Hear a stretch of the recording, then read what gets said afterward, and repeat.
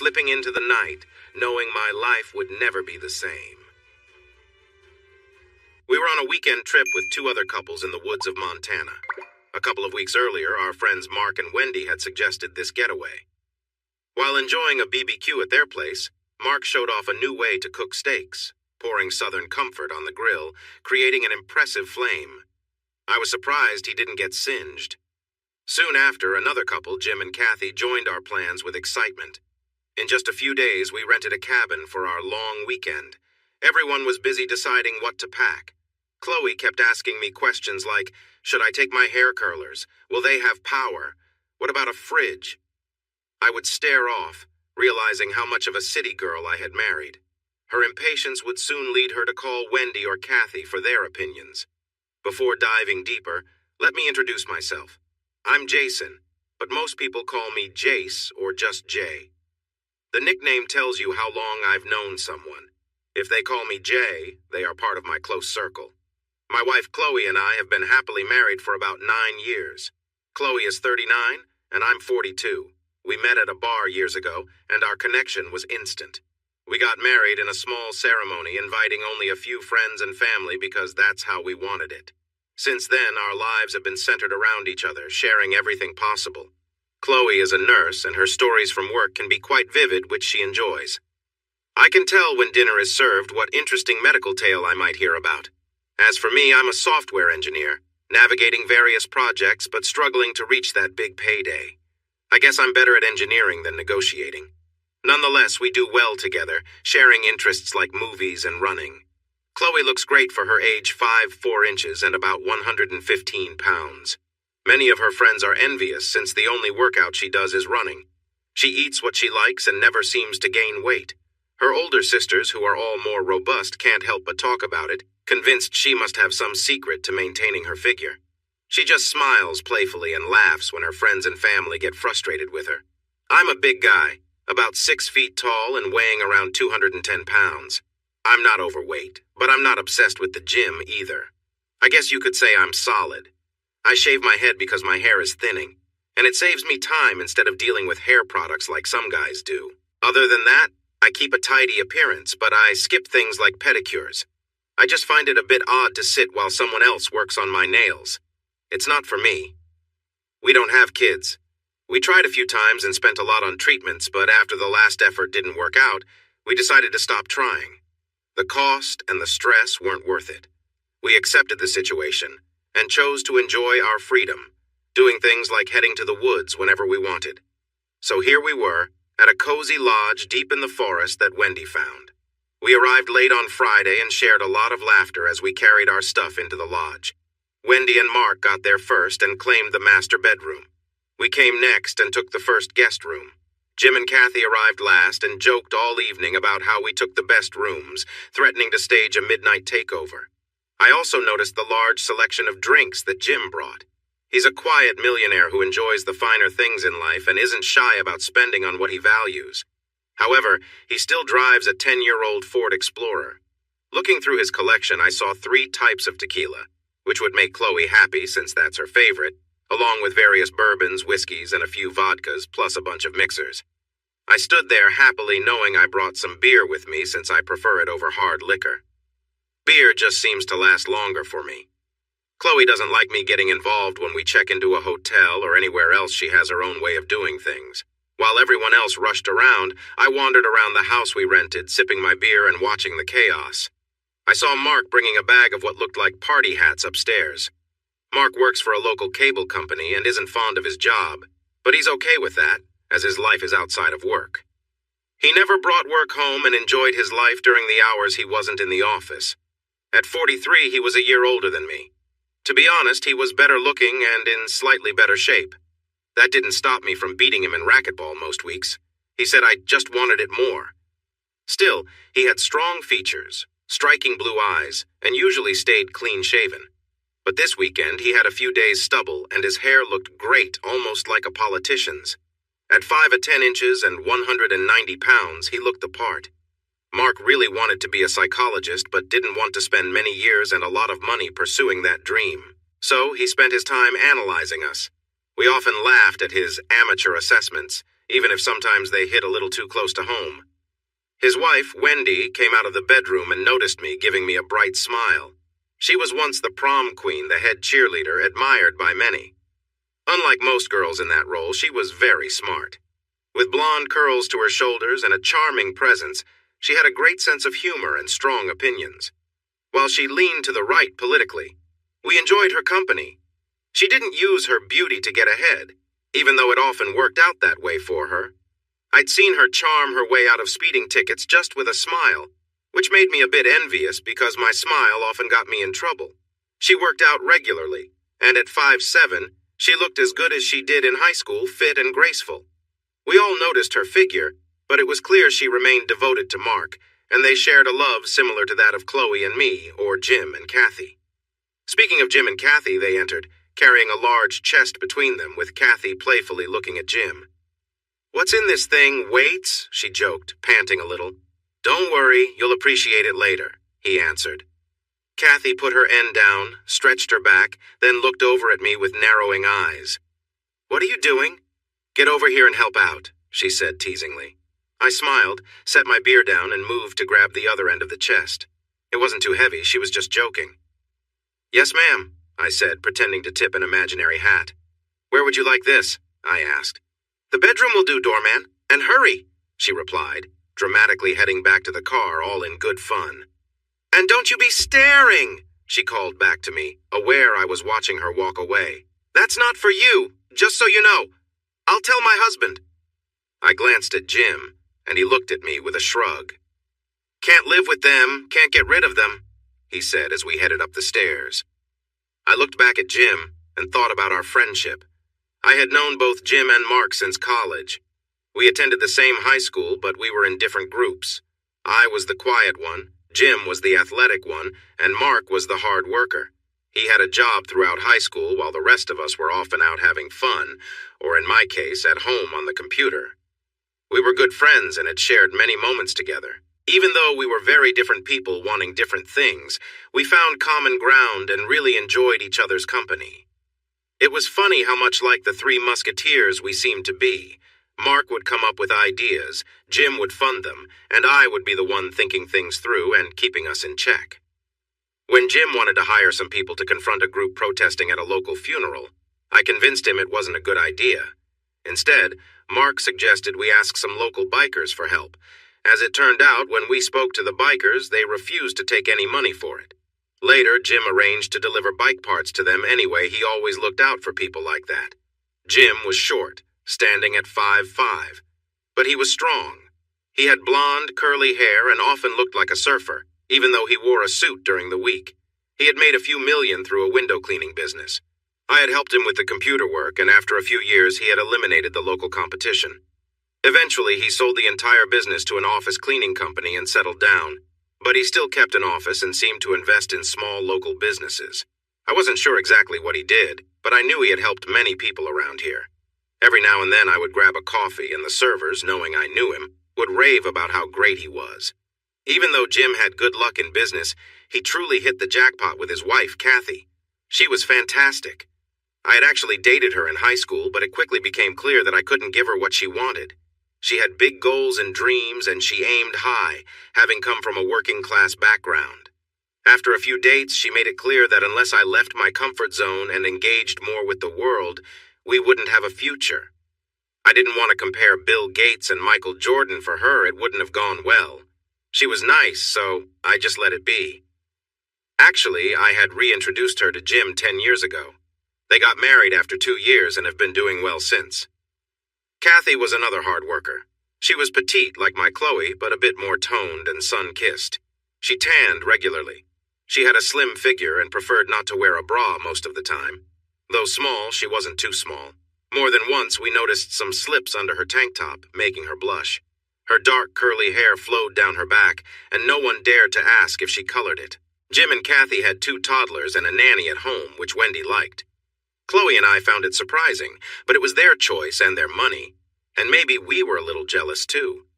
So here we were, at this nicely decorated but remote lodge for a long weekend. Jim brought fishing gear, Mark brought his bow, and I brought a laptop with extra batteries. I wasn't foolish. I knew they would want to watch movies when they got tired of the outdoors. Once we were settled, it was time to plan in the kitchen. "All right," Jim said, speaking over the chatter around us, taking charge. "The long weekend starts now, and to kick things off, we're having a shot of tequila. Grab one." He pointed to several pre-poured glasses. Everyone took one except me. I glanced at my watch. It was 11:15 a.m. "Isn't it a bit early?" I asked playfully. Jim lowered his glass and looked at me a bit frustrated. "You driving, are you?" he asked. "No, of course not. Fine," I replied, taking a glass. Chloe nudged me closer and said, "Come on, let's enjoy the weekend and relax." She liked to make me laugh with British phrases, knowing about my family's heritage. Mark then said quietly, "I think someone should remember our college days. Get back into that mood." Without turning, I replied, "And some people should remember who could drink more." That was another small mistake I made, leading to the trouble later. But I'm getting ahead of myself. During college, I could handle a lot of alcohol. But something changed about 4 years ago. I just couldn't drink as much anymore. Too much would make me sleepy now, unlike when I was younger. I didn't mind much. I had my fun times in college, enjoyed them, and then moved on. Sometimes I felt a little awkward around people in their 40s who seemed to want to relive those days. But a little drink now and then wouldn't hurt, right? We took a shot, cheered, then did another. It was a quick way to get a buzz on a Saturday afternoon. Luckily, we calmed down after a while. "What's the plan now?" Kathy asked. "What are we doing?" Jim answered, "I thought about going fishing. There's a creek about a mile away that's good for fly fishing." Wendy rolled her eyes. "I know someone who's going to be really bored. Kathy, if you want to stay here where it smells better, feel free." Kathy looked at Jim and said, "Yes, I think I might need to. For my peace of mind." Jim looked away and said, Okay. Mark turned to me. "What about you, Jay?" "Well, I was planning to sit outside and do some writing," I said. It was no secret I was working on a novel, and I thought that some quiet time outside would help me focus. Chloe pretended to be sick, putting her finger in her mouth, then turned to me with a big smile. "Oh, that sounds wonderful. Can we all sit around you and admire your work?" Sometimes Chloe's jokes could be a bit much. "Sure, but I think you'd rather everyone admire you, right?" I replied, trying to keep the playful mood. We were all joking around. None of us cared too much about what the others chose to do. The teasing felt genuine and relaxed. Chloe made a funny face at me and then asked Wendy, "Did you bring that new shawl? I want to see it." "Oh, the one from Gideon's?" Kathy chimed in. "Yes, come show us," Wendy said, and the girls walked off toward the bedrooms. I turned to Jim and Mark. "Forget the tequila. I'll go for a beer." Mark smiled. "Sure." When he took one from the fridge and tossed it to me, I asked, "What are you going to do?" "Oh, I'm just seeing what fun I can stir up with our ladies," he said casually. Mark liked to say bold things to get a reaction from everyone. He claimed it was for fun, but sometimes I thought he just liked to stir the pot. "Good luck with that," Jim said, going to get his fishing gear. "Yeah," I said to Mark, making a point for Jim's sake. "Let me know what shade Kathy is wearing." Jim walked out, giving me a playful gesture. I spent the rest of the afternoon doing what I planned, sitting outside in a chair I had brought from the kitchen. I worked until my laptop battery died. I had written almost 3,000 words, which I thought was pretty good. The story and characters in my book weren't going to win any awards, but I was more interested in seeing if I could finish a book than thinking I was writing a masterpiece. When my battery stopped working, I went back inside and decided I had done enough for the day. I had 2 fully charged batteries left, which would be fine for tomorrow. As I entered the house, I could hear lively chatter. I found the girls in the kitchen talking and eating crackers while sipping on wine. They had clearly been enjoying themselves for a while since they seemed very cheerful. I noticed they had all changed into sundresses, and it was clear they weren't wearing bras. It was quite a sight. Jim still wasn't back, but Mark was at the kitchen table, looking through some papers. "Here he is, girls, my own Mark Twain." Chloe laughed when she saw me. Yeah, I said, leaning in for a kiss. Chloe put down her glass, took my face in her hands, and gave me a kiss while the other girls playfully cheered. Mark looked up from his paperwork and said, "Get a room, you two." I grinned and replied, "I wouldn't mind. I'll use yours." After breaking away from Chloe, I asked, "So, what's on the schedule for tonight?" Wendy chuckled. "Oh, I think you'll like this." Kathy jumped in. "Did you bring your projector for your laptop?"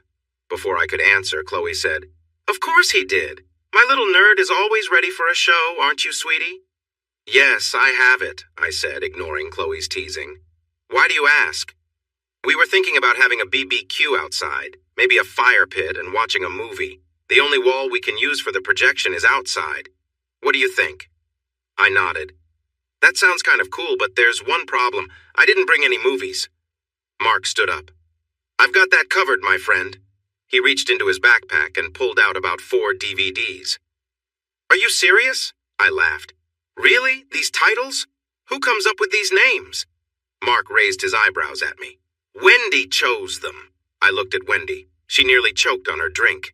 "I did not," she said, sounding defensive. "I would never pick something like that. We need more movies aimed at women, don't we, girls?" I laughed. "I can agree with that." "So, Mark," I asked playfully, "what do those movies look like?" He smiled at me and said, "I don't know." She wasn't wearing any. Kathy turned bright red and tossed some chips at him, making it clear that she understood what I was asking. I laughed and changed the subject, asking, "So, what's for dinner?" 3 hours later, the sun had set, and we had enjoyed a good meal on the grill. Mark really knows how to cook a great steak, and we even had some fish that Jim brought back. He had caught 3 small trout himself and had a blast cleaning them, while the women made faces and said, "Ew," and "gross." After that, he had to go clean up, and I was given the job of burying the remains because of the smell. We moved the couch, a chair, and a couple of bean bags outside, set up an old fire pit, and got a fire going. We quickly moved the chairs back because we underestimated how hot a fire pit can be. As the sun went down, we sat in our chairs, enjoying drinks, chatting and joking around about our hopes for the future and other fun topics. When it got dark, the light from the fire created a cozy atmosphere. At one point, Jim, sitting on the couch with Kathy on his lap, set his drink down and said, "Now it's movie time. Did anyone bring popcorn?" I looked at him and replied, "Are you sure about this? I mean, really, a movie like that? There's hardly any story." "Oh, come on," Mark said. "It's just for laughs. We can talk about the dialogues and the fashion." "Yeah, Mr. Serious, join in the fun," Wendy added. "Is he like this all the time?" Kathy asked Chloe, who was squeezed into the armchair next to me. "You really need to get out more. I could introduce you to some nice guys," she said, emphasizing her point with playful movements. Chloe laughed lightly and said, "Oh no, he's quite adventurous at home. You should see him in my clothes." I cleared my throat and played along. To be fair, I was out of fresh clothes, and honestly, the lace looked good. "Okay, let me grab the laptop." I stood up quickly, almost bumping into Chloe, who huffed but saved her drink.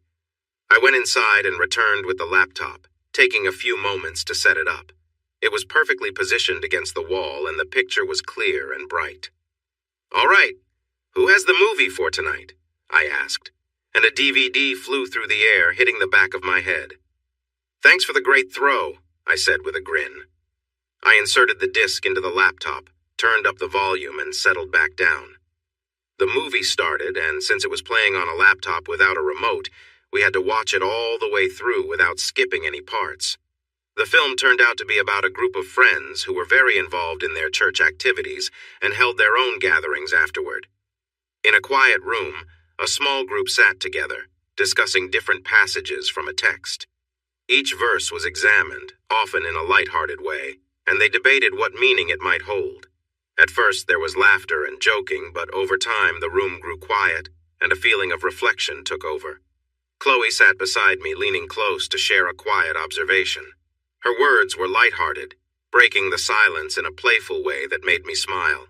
She seemed to enjoy the peaceful moment, and we exchanged a few quiet laughs, both aware of the stillness around us.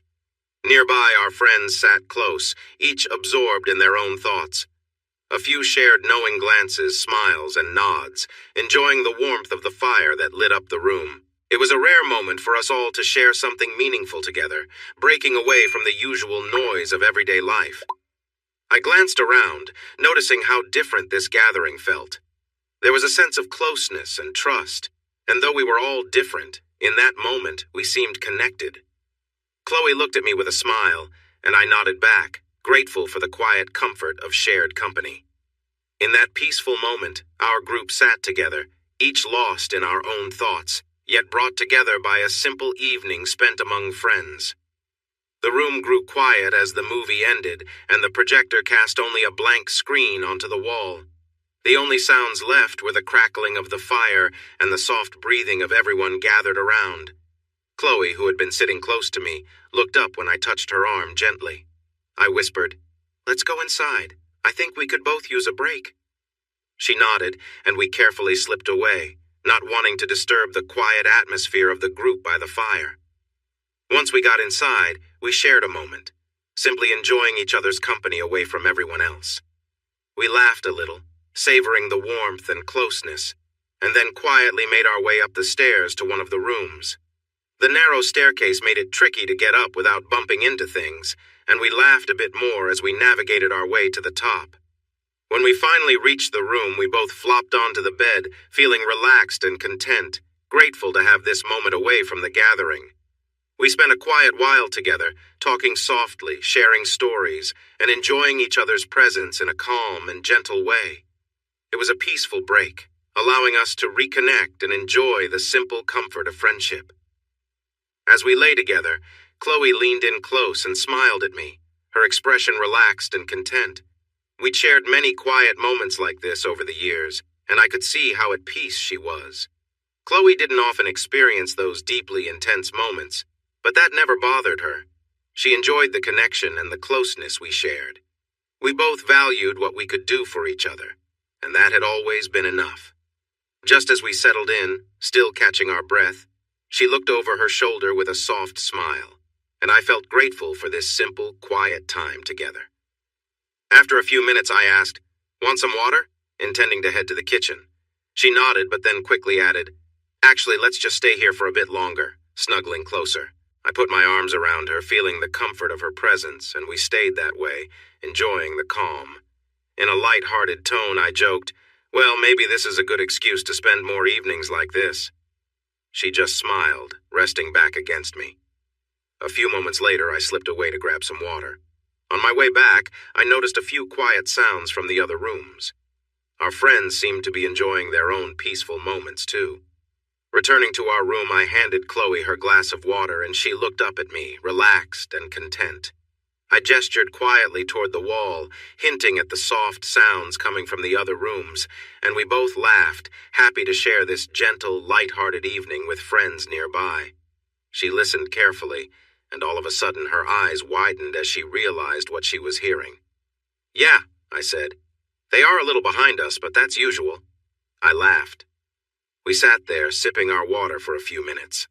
I looked at my wife and took in how beautiful she was. She was getting even better with age, and I just knew we would be together forever. It's amazing how love can make you feel that way. She caught me staring and playfully nudged me with her foot. Her touch made me smile, and she sat up looking at me with curiosity. "Is my little buddy ready for more?" she asked with a teasing grin. "Who are you calling little?" I said, setting down my water and leaning closer to her.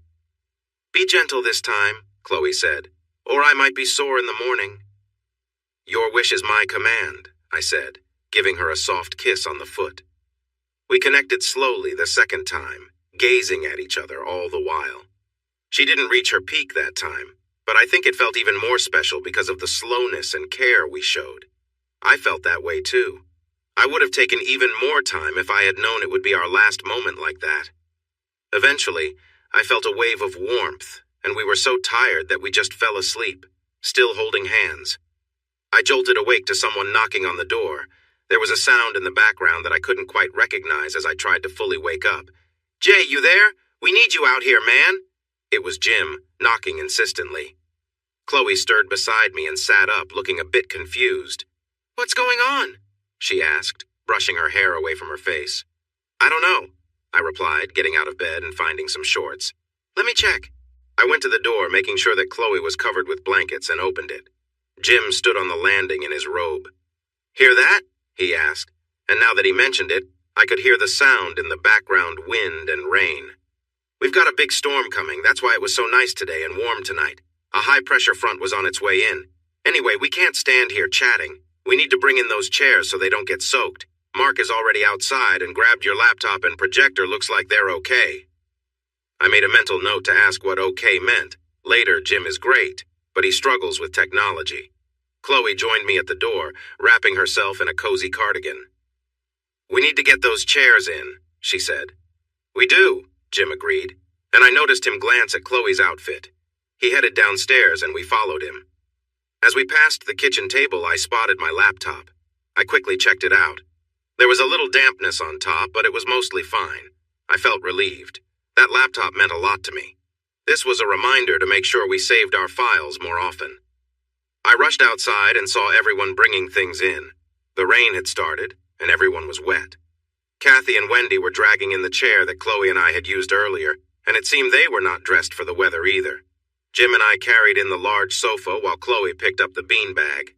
Mark was at the grill, grabbing the cooking supplies and securing the cover. We all got inside fairly quickly, but we were all soaked. Once we were inside, we collapsed on the furniture and just looked at one another. The girls were soaked, and since they were in their cozy clothes, they seemed quite exposed. The guys looked a bit messy from the rain. I managed to stay somewhat dry since I had no hair and was only wearing shorts. But then I realized that my white shorts in the rain probably wasn't the best idea, as they were quite see-through. Wendy nudged Kathy and nodded toward me, and both stared for a moment. I shifted awkwardly and tried to lighten the mood. To celebrate the moment, I think we should give each other funny Indian names. From now on, Wendy, you will be called Cheerleader Hobo. Wendy laughed, and soon we all followed, glad to break the tension. In that case, Chloe, please don't take this the wrong way, but with that outfit, you are now bedraggled friend. Chloe burst out laughing and coughing. All right then, Kathy, that makes you wet curly rat, she joked, referring to Kathy's messy hair. Kathy looked over at Mark and said softly, Oh, you have no idea. We paused for a moment, unsure how to respond. Luckily, the boys' names didn't create any awkward moments, and after a few minutes, we decided to head back to bed. I was really tired, and I was sure Chloe was as well. From what I could tell, it had been quite a night for everyone. We all fell asleep within minutes of getting into bed again, despite the noise of the wind outside. Or maybe we didn't. I couldn't tell about anyone else, but I was out like a light. The next morning, I woke up with a yawn and smelled coffee drifting in through the open door, where my wife must have gone. I stretched, got out of bed, put on some comfortable sweats and a t-shirt no more wet pants for me, and went to find her. When I got downstairs, everyone was sitting around with cups of coffee. They had used the gas stove, which was a huge help. As I walked in, Mark came through the door. Morning, my friend. Have you had your coffee yet? He asked. I rubbed my head and said, No, not yet. I joked with the girls at the table, saying, Just getting some, hint, hint. Wendy replied, You can get it yourself. Your wife needs to take a break after last night. And she smiled. What have you told them, Chloe? I asked as I poured myself some coffee. Chloe looked at me with a shy smile. I think the noise spoke for itself, Jay, she answered, sipping her coffee. Ah, yes, the noise. I can't help it. I guess I'm just that type of guy, I said lightly, enjoying my first sip of coffee. Right. He kept getting my hair all tangled, ladies. That's what you heard me asking him to let go. Such a clumsy oaf. You don't believe any of it, Chloe said, unable to stop smiling. Wendy and Kathy exchanged a knowing look, and Chloe caught it. What? She asked. Yeah, we heard you last night, Chloe, they replied with teasing smiles. Chloe blushed, and Jim suddenly spoke up. Oh, that big display? Yeah, we know. He liked to show off in college any chance he could. It's like that's his way of standing out since he doesn't have much else going for him. A big show isn't everything, though. I wouldn't know because mine is pretty impressive, he added with a laugh. Kathy chuckled and agreed. No argument there. This whole discussion felt too personal. My wife was at the table, chatting about me with my friends, and I wanted to escape. Mark then interjected, Okay, joking aside, we have a real issue. The storm last night, I checked for damage. We signed a release, so any damage is on us. The building looks fine, but some trees are definitely down. One is blocking the road, and we need to handle it. We all thought about that as we sipped our coffee. Wendy asked, "What can we use? We can't just move a tree. Is there someone we can call?" Mark waved his hand in frustration. "Can anyone get service out here?" "I can't, and neither can Jim. We do have some tools. I found a handsaw and an axe in the shed. But whoever deals with this will be going old school." We sat in silence for a moment. "I think we should draw lots," someone suggested. Another pause followed. "Fine," I said. "I know how this will go, but okay, let's do it. It has to be done." Mark tore some strips from his papers, shuffled the three of them behind his back, and held them out to me. As luck would have it, I ended up picking the shortest one. "Great," I muttered softly, not surprised. This sort of thing always happens to me. A tough task? Guess who will be doing it? I shrugged. "All right, then." "Okay, I might as well check things out and see what needs to be done." I got up, went upstairs, and changed into shorts and a t-shirt. Chloe came up behind me while I was getting ready. "Don't take too long," she said with a smile. "I'll bring you lunch." I turned around, gave her a quick kiss, ruffled her hair, and said, "Your tough lumberjack will be back before you know it." She stepped back and laughed. "Just don't wear anything silly or pick up anyone at bars, all right?" I chuckled too, put on my t-shirt, and headed downstairs. Mark pointed me to the tools, and I got started. The tree blocking the road was about a quarter of a mile from the house. It was just far enough that going back would be a hassle. I looked around for a spot in case I needed a break and smiled at the thought. Time to enjoy nature. I had my phone and Bluetooth speakers, so I set them up and started to plan the work ahead of me. The tree was a mess. It was an old oak, probably over 100 years old. It had been pulled slightly from its roots, but the real issue was the branch that had broken off and fallen onto the road. The tree was leaning, but not too much to let a car get by. I didn't need to cut the whole tree down, just remove the branch that was hanging over the road. The problem was that the break where the branch had come off was too high for me to reach. I could cut the part on the road, but I couldn't get high enough to clear the path completely. I realized I had no choice but to bring the whole tree down and hope it fell the right way. I didn't have experience with this, but how hard could it be? Well, I found out. It was tough. Oak trees are solid. The axe wasn't very sharp, and I was already tired from the night before. I spent all morning chopping and was really sore in my shoulders. Chloe came to check on me around 1 p.m. and brought water, soda, beer, and a couple of sandwiches. They were a welcome surprise, and she took a moment to massage my shoulders, which felt amazing. I wasn't sure if she had been drinking a lot, but I could tell she was a bit lighthearted. There were signs of it in the way she spoke about things she normally wouldn't. Later, I learned that I was wrong about the drinks. She had only had a little. It was the other substance they were using that had affected her. I also found out that Mark had made all the portions small, and since I was the first to be offered, I got the smallest one. He had even winked at Jim while doing it, all because he knew how I felt about marijuana and wanted a clear day to relax with everyone. To be clear, I don't mind if others want to use it. That's their choice. Just don't do it around me. It bothers me, and I have some bad memories from my childhood related to it. Out of respect for me, Chloe doesn't use it around me either. She grew up in a different environment and didn't see the problem with it. I knew she occasionally indulged when not with me, and I was fine with that. Just don't bring it home or use it in my presence. I'm not sure why I feel so strongly about it. Maybe it's because while the effects are similar to drinking, I just can't stand it. Thankfully, everyone respected my wishes. They managed it by making sure I wasn't around when they wanted to enjoy it. And looking back, I see that. Chloe stayed for a while to watch me work. Then she mentioned something mysterious like, "If you thought last night was great, wait till tonight," and walked away. I was still feeling the effects of the previous day, not thinking clearly enough to worry about her hint. But I had a job to finish, and I focused on that. It took me another hour to bring the tree down. Although it fell the right way, a branch still lay across the road. I needed 2 more hours to cut off that limb, then another 2 hours to remove it and clean up. By 5 p.m., I was exhausted, sweaty, and in desperate need of a shower. But the task was complete. My phone had died while playing music, but that was fine since there was no reception here anyway. I picked up the axe and hummed a tune on my way home. Arriving back, the party was lively. Music filled the air. The fire was crackling again. Mark had cleaned out the wet ash from the last night and restocked it with dry wood. Drinks were spread all over, and Mark had set up a bar on a side table. Wendy and Kathy were dancing. What caught my eye were the outfits the girls were wearing. Kathy was in a striking red dress, designed in a way that revealed quite a bit. I had no idea she owned such a dress, let alone would wear it. Wendy was in a white halter dress that flowed gracefully, but was cut quite low. If she leaned too far, it seemed like it could slip. It was hard not to stare at her. She looked incredible in that dress. Then I noticed Chloe, and I stopped in my tracks. She was wearing a combination of a jacket and a dress. She wore a black pleated skirt that went above her knee. When she turned to greet me, I noticed her jacket was a bit snug with one button fastened, revealing some of her figure beneath. "Our warrior returns," Wendy called out when she saw me. I paused for a moment, taking in the scene. Mark was at the grill. Jim chatted with Chloe while Wendy and Kathy danced near the drinks table.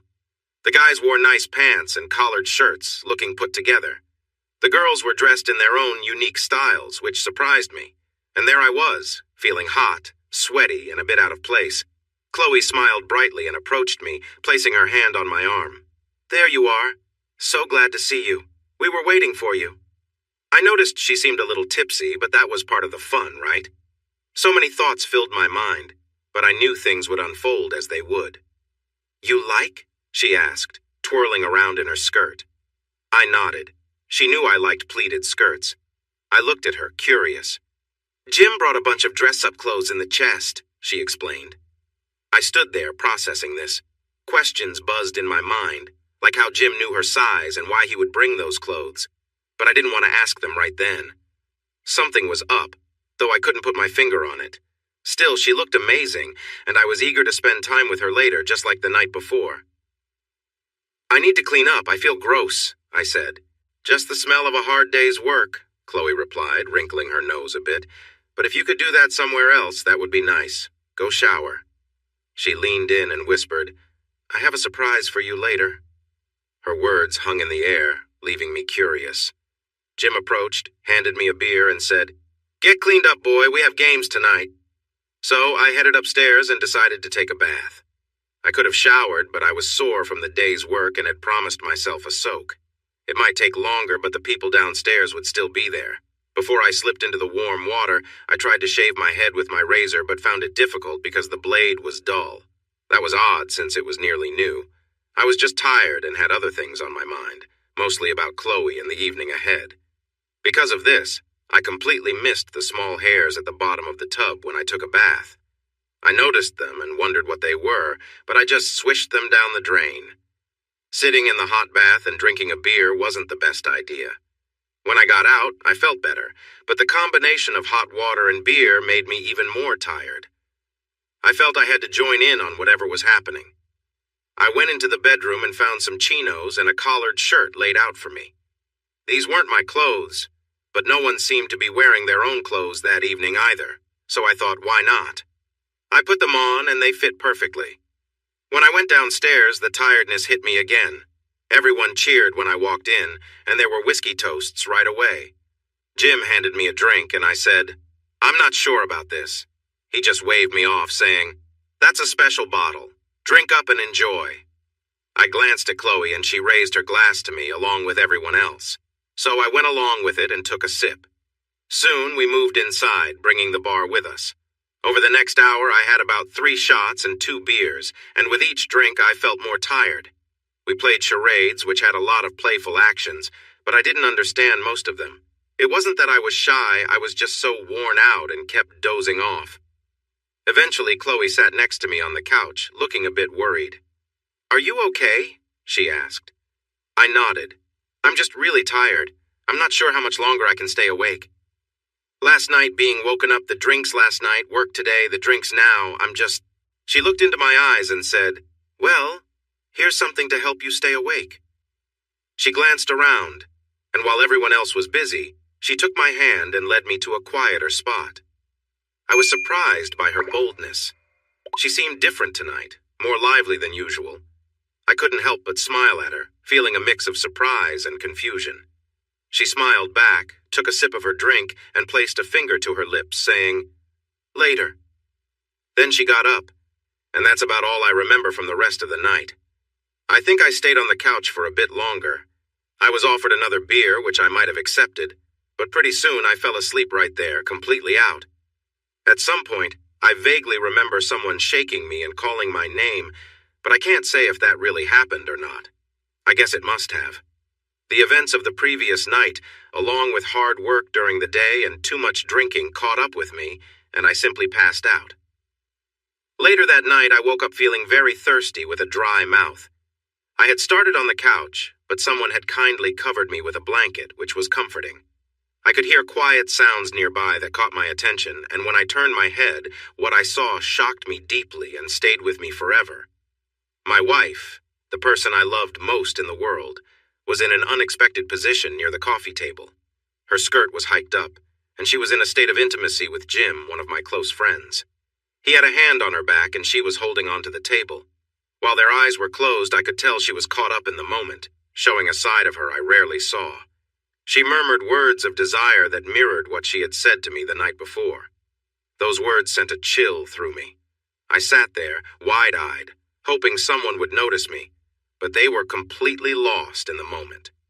I knew firsthand that when Chloe was in this state, it would take something huge to get her attention.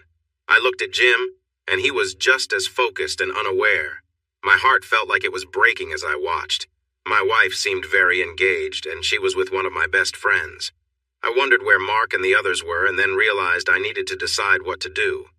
At that moment, I was not feeling anger. I was in shock and heartbroken without a clue on how to respond. Eventually, I thought, I can't stay here. I need to leave.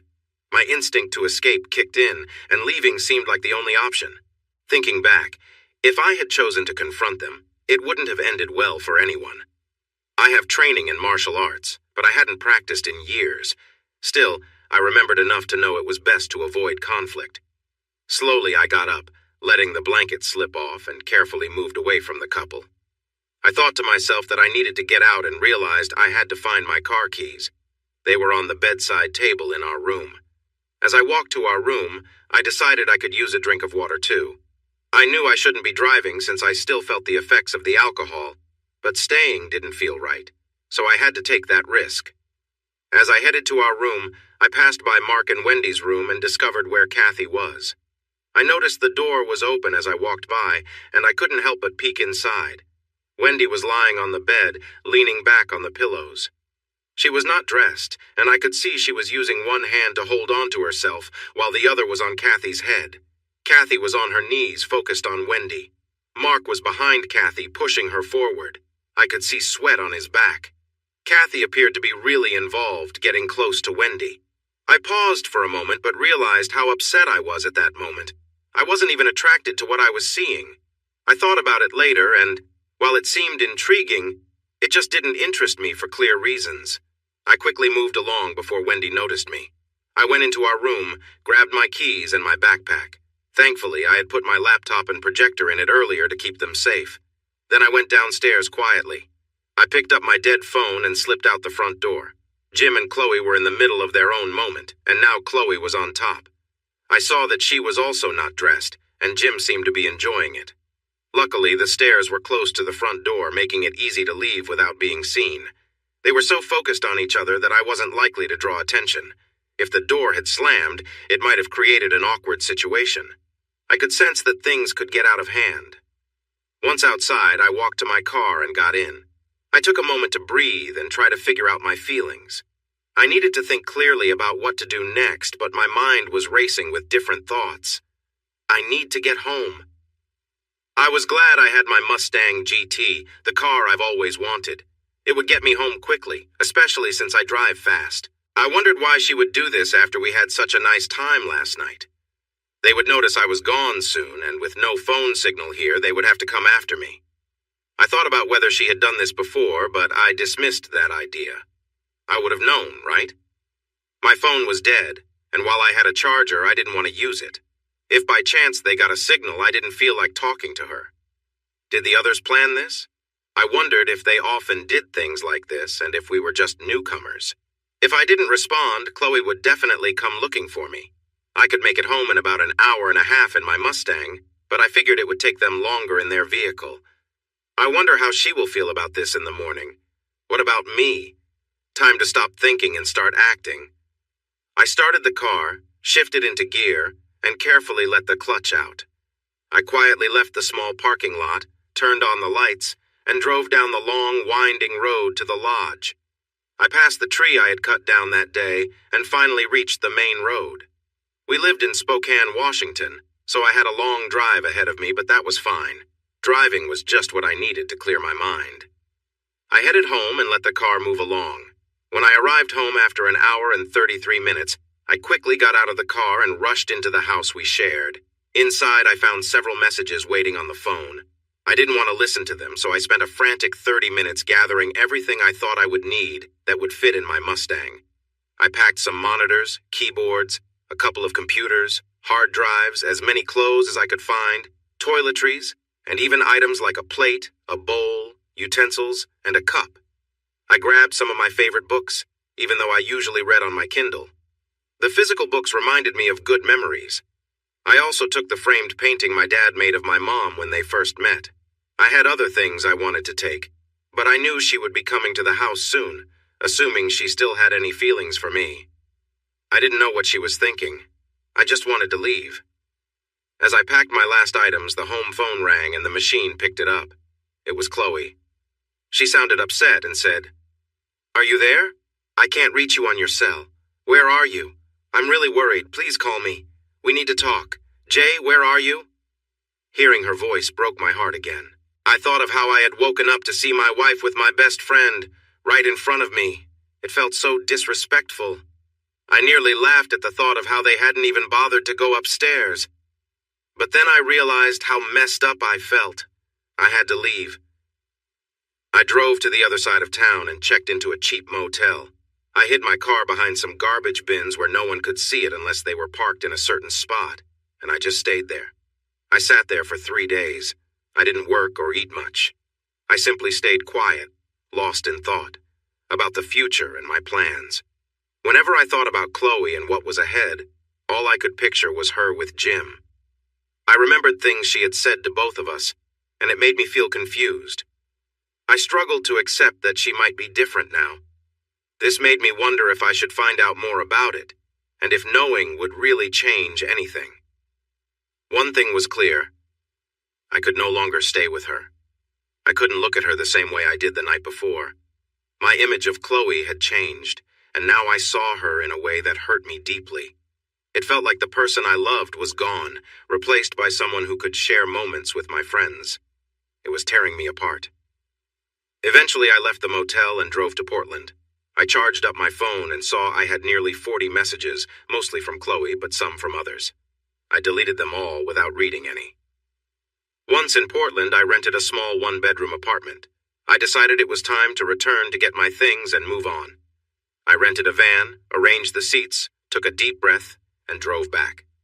I timed it for when I knew Chloe would be at work, and I was mostly right about it. I entered the house without issues. My keys still worked, which relieved me. I gathered the items that mattered to me, my work chair and some special collections. Everything still looked the same, but it seemed like there had been little to no cleaning during my time away. However, luck was not on my side that day. As I carried the last item to the van, Chloe pulled up in her red car. She jumped out, ran to me, and threw herself into my arms, bursting into tears.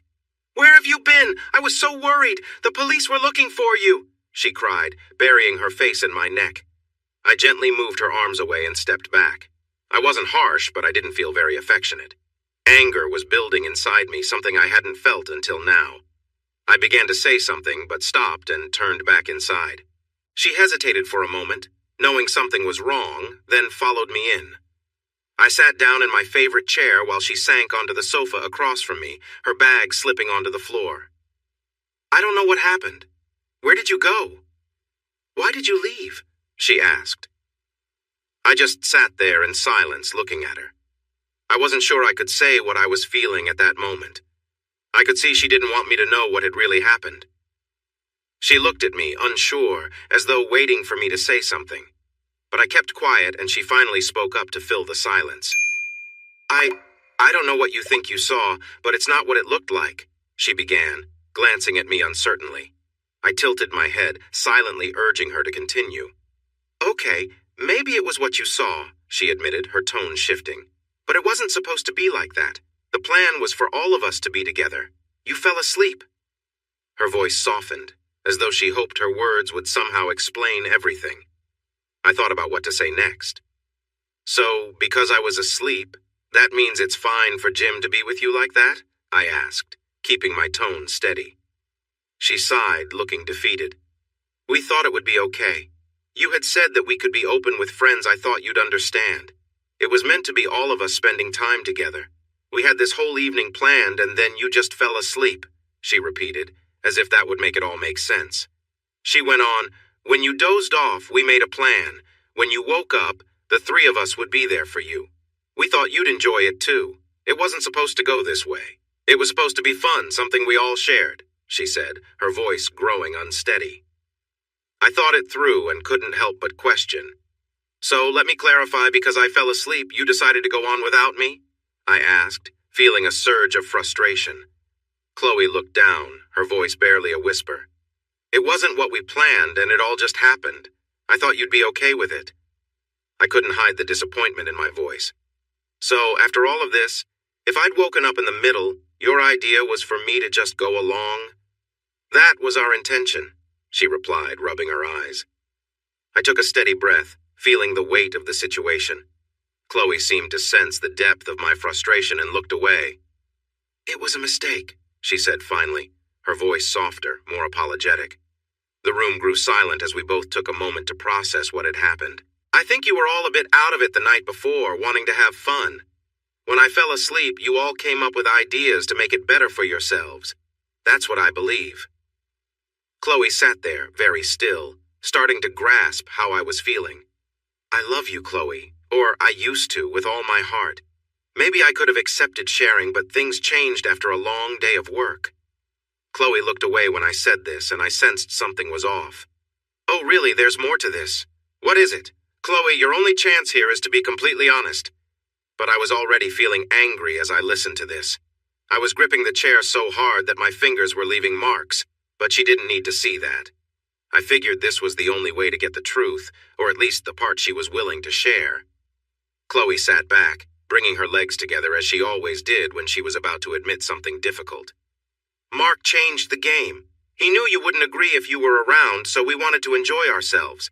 It was just luck about the tree, and you got caught while we had fun. He did he? That's something to discuss with him later, I said, feeling my anger shift into a cold calm. Chloe had only seen me like this once before, and it ended badly for someone who had it coming. Though I wasn't around when it happened, she knew I was involved. Jay, it wasn't supposed to happen like this. After the night before, you seemed so into it. I mean, we had a great time. The others even mentioned they could hear us while you were working. We talked about sharing, and everyone thought you'd be okay with it. We just needed to do it the right way. I was unsure at first, but once we started playing games after you went to sleep, it turned out fun. Chloe turned a bit red here. I touched someone else for the first time. She even smiled a little as she said it. I took a deep breath. Oh, that's wonderful. Another first while I was asleep. I would have liked to see that too, but I guess it doesn't matter when the old man is out cold, right? Serves him right for missing all the fun. Chloe bit her lip, twiddling her hands in her lap. I want you to understand something, Chloe. No matter what you planned or imagined would happen, I hope you realize this. I walked into a party after working very hard all day.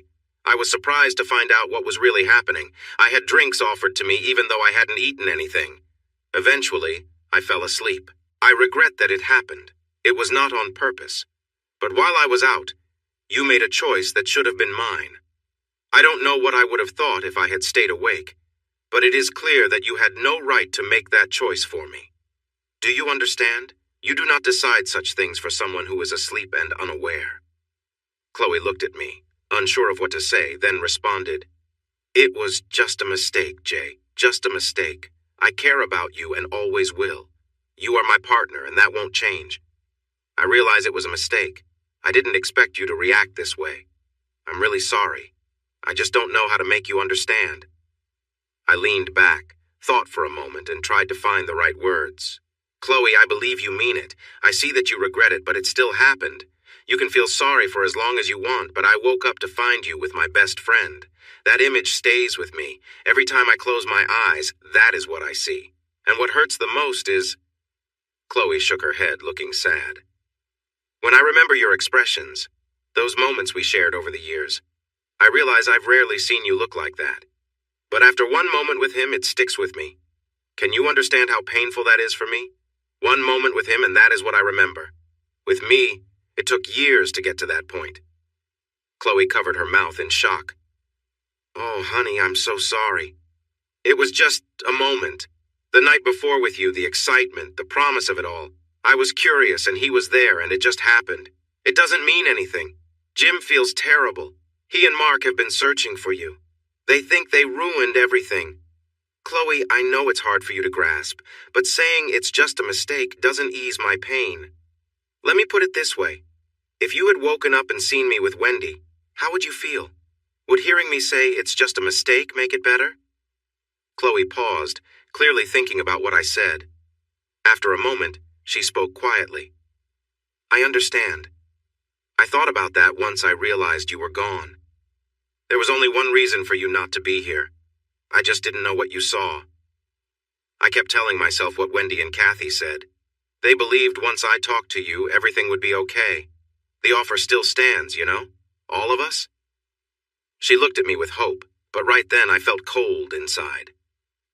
No, I don't think so. I can't be around them or Jim or Mark. I think if we were together, it would be very bad. No matter how sorry everyone is, I just can't look at you without feeling disgusted. Chloe cried out. Please, Jay, you mean everything to me. I can't live without you. This was just a terrible mistake. What can I do? How do we fix this? I have to admit, part of me felt a bit pleased to see her in pain, though it didn't compare to how I felt. Maybe it was just my anger that clouded my thoughts, but I was also horrified, both at her pain and my own for causing it. Still, my anger was stronger. Chloe, I'm leaving. I'm leaving you, this house, this marriage, those friendships, and this town. We are finished. What you did is just too much for me to handle. Maybe in the future, but right now, all I can think about is what happened. I'll find a lawyer to contact you. I stood up. I'm sorry it came to this, but you did this. Maybe it was the situation, but this is how it happened, and I have to deal with it. Chloe cried and got up to come closer. I was prepared, moving quickly toward the front door, opening it before she could reach me. I got into my van and drove away, seeing her in the doorway, shaking and crying. I was shaking too, and after a few blocks I pulled over to calm down. Just then, I saw Jim's red Ford Explorer drive past me heading to my old house. I scoffed and thought, of course. As I drove away, I wondered if Chloe would see him again that night. Then I reminded myself, it's none of my business anymore, and tried to put it out of my mind. Not easy. 6 months went by. A lot happened. For 3 months, I was a total mess. I barely took care of myself or my place. I only got enough furniture from Craigslist to sit on. I realized I didn't even need a TV. I just downloaded shows from the internet. I found myself crying at strange times, replaying the moment I woke up in that lodge and my last fight with Chloe over and over, imagining different endings. Chloe tried to reach me several times. She called, but I didn't answer. She emailed me too, and I ignored that as well. I moved once after I received a letter from her. I wasn't sure how she found me, but I figured that if I didn't reply, she might come to see me, so I decided to relocate instead. I hired a lawyer to help me work out some details. She hasn't signed anything yet, but that's fine. There's no rush for me to get married again. But like I said, I was in a bad place. I stopped exercising and doing good things for myself. I drank too much and got into 2 fights. Jim and Mark tried reaching out to me, but they gave up after a few weeks. I talked to my sister and shared a little about my situation. She knows where I am, but no one else does unless they have a private investigator. Jim even contacted my software company, asking if I could do some work for his new business. He mentioned, "Can we put the past behind us?" I found that funny, but I did refer him to a friend of mine who needed the job. I told my friend to increase his price, and Jim agreed without a fuss. I stopped shaving my face and head, and I really noticed how gray my hair was and how thin it had become. Surprisingly, this was what motivated me to start making positive changes in my life. I couldn't just ignore my hair issues, I had to take action. so I decided to shave my head, and that's when I started to think about getting out of my slump. It took me 3 months to accept that I was on my own now, that Chloe was no longer in my life, and that I was by myself. Then, I met Amy. This wasn't just a quick fling. I still don't know why she chose me, especially since I was struggling. But she did, and she turned out to be exactly what I needed. Amy was a fiery redhead, confident and in control of her life, but definitely not of mine. She didn't tolerate nonsense and believed you get one chance, which made you appreciate it even more if you succeeded. She was the most sensible person I ever met, able to understand both sides of any conversation almost instantly. It was a remarkable skill. Somehow I managed to get through it all. We met at a bookstore. I usually read digitally. I love my Kindle, but in my rush to leave Chloe, I forgot a special book by Neil Gaiman that I needed a physical copy of. So I went to a large bookstore with a coffee shop to find it. I ran into Amy in the science fiction section, which was surprising since it's not often you see a woman like her interested in sci-fi. I had a simple chat with her when she asked about a certain author I liked. Later, I saw her again in a coffee shop. She had the only empty chair at her table, so I asked if I could join her. We talked, and she made me laugh, which didn't happen often back then. I felt happier than I had in a long time when I left. She gave me her card and asked me to call her. I didn't call, but we bumped into each other again a week later at the grocery store. We decided to get coffee once more, and somehow we started dating. I wasn't sure about our relationship, but she seemed confident. She was calm, reassuring, and understanding, which was exactly what I needed. She helped me open up a bit more. We went to movies, ate out, and she cleared out my fridge, throwing away all the old food. She suggested improvements to my place, and then, well, we grew closer. Things felt a bit strange at times, but they were also nice. She seemed to know how to make things enjoyable. I could tell she had experiences before, but I never asked her about them. It just wasn't a topic we discussed, and if it came up, she would quickly change the subject. All I knew was that she was new to Portland like me, had few friends, and was content with her life. She was also really easy to look at, tall, with striking red hair that flowed down her back. It was dyed since her skin tone didn't match the usual look for redheads, which made her even more interesting. She wore lovely long dresses and had a soft sense of humor along with a slight New York accent. I felt happy. For the first time in a long time, I could see a future without Chloe, and that was okay. Though the hurt and anger from my past were still there, they were fading away, and Amy was helping me heal. It felt almost too good to be true. She was interested in some of the things I liked. Unlike Chloe, she didn't roll her eyes when I quoted Star Wars. Learning she had never seen The Return of the Jedi was something I couldn't believe, so I bought the Blu-ray that afternoon, and we watched it together with some beer. After the movie, I asked her what she thought, and she said it was an interesting exercise in understanding characters, which I didn't quite grasp at the time but meant to learn about later. Of course, my past came out one night. It was bound to happen. I'll never forget her reply. She comforted me as I cried and said, "It'll be okay. Not all women are like that. Remember, while she hurt you, it was not on purpose. There was no ill intent, just thoughtlessness." As she gently swayed me back and forth, her insight amazed me. Over the next few months, we talked a lot about it. She believed that Chloe's choices were foolish, not mean, and that I needed to think about my own feelings to understand myself better. In many ways, she became Chloe's biggest supporter, and I never fully understood why. Yet she had a way of shifting from serious talks to more intimate moments that kept me captivated. She had this method of making me feel good that drove me wild, but she also knew when to pull back, leaving me wanting more. I realized much later that she mirrored what I had done for her in a special way, and it seemed I had unknowingly shown her what I enjoyed too. Anyway, we were content. She laughed at my jokes and kindly called me out when I was being difficult. 3 months later, and 6 months after the event in Montana, real life interrupted our peace.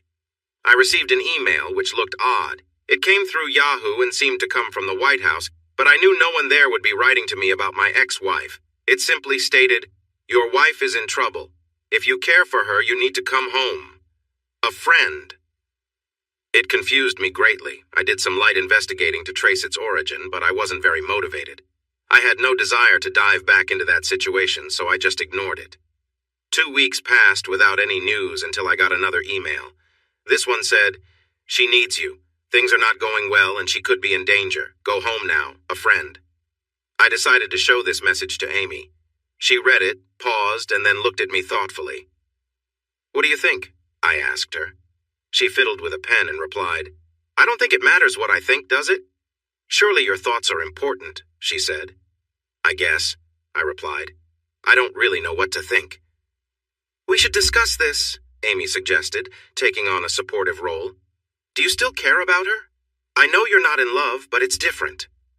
"I'm not sure. I think I do. She was a big part of my life for 9 years. When I say other half, I mean it genuinely." Amy nodded. "I understand. You are someone who truly commits. That's not very common, you know." I chuckled. "Yeah, my friend Mark used to joke about when I would get a different kind of relationship." She tilted her head. "It's good you can still laugh about him. No hard feelings?" "Oh, I'm still really angry at him," I admitted. "But it's more controlled now. If I think about that one night, I feel intense anger, but I can also remember the good times with him and Jim. Did I tell you about our weekend in Vegas? It was quite the adventure." She smiled. "Yes, you've mentioned it a few times." "So what should I do now?" I asked, wanting to get back on track. "Honestly, I'm not sure. Maybe nothing? I feel like that chapter might be closed," I said, looking away. She noticed and gently turned my chin to face her again. "I think you need more closure. You left in a rush, and while it hurt you, you have to remember she didn't mean to. You need to face that within yourself. You don't have to stay, but recognizing it is important. Even though we've only known each other for 3 months, I believe you're a decent person. You left with anger and regret. Cleaning that up could help you too." "Do I still need help?" I asked, feeling her words resonate deeply. She reached out and brushed a tear from my cheek that I hadn't realized was there. "You need to forgive yourself for how you reacted. It was a natural response. You're still upset with yourself. Look, go find out what's happening. I'll be here when you return. We still have time together. It's hard to see you struggle. Maybe this will help you. I think you need to try." I looked at her and smiled, grateful for her support. She took me to the balcony of the loft bedroom. We shared a meaningful moment there, and she gave me a reason to remember her. I was taken aback to realize she wasn't wearing any extra layers under her dress. She leaned slightly against the balcony railing, looking out over the city below. The scene felt both exhilarating and private, high above on the 7th floor. The breeze caught her hair, and she reached for my hand, placing it gently on her shoulder as we stood together, enjoying the quiet view. After a moment she turned, smiling, and led me back inside to the comfortable, dimly lit room. She reached over to the side table and pulled out a bottle of lotion. "Here, try this," she said with a playful smile, inviting me to use some on my hands as we settled together on the bed. She shared a quiet laugh, relaxing as we talked. There was a quiet ease between us as we spent time together, exchanging light-hearted conversation and stories. The evening passed as we enjoyed each other's company, finding comfort in our shared moments. The experience was one of light-hearted fun and warmth, leaving us both feeling closer and happy as we rested there together, appreciating the calm and connection of a memorable evening. It was amazing. When I said I was reaching my limit, she turned around and just sat there, smiling at me. It felt like something out of a movie, and I had never experienced anything like it before. She looked up with a grin and said, "Just so you remember what's waiting for you at home." What a night. But that's why I found myself back in Spokane. I was parked on my street, sitting in my car and wondering what was happening. I really didn't want to go to my old house right then. So, on a whim, I drove to my old local spot. I didn't know why I did it. I knew it would be full of questions about where I had been for the last 6 months, but that felt better than going to my house. I wasn't sure what I would say or why I was even there, but Amy thought it was a good idea, and I needed something familiar. So here I was. I pulled into the lot of the Happy Turnip. Washington bar owners have a funny sense of humor. As I parked, I noticed an old friend, Sam Burlington, leaving the bar.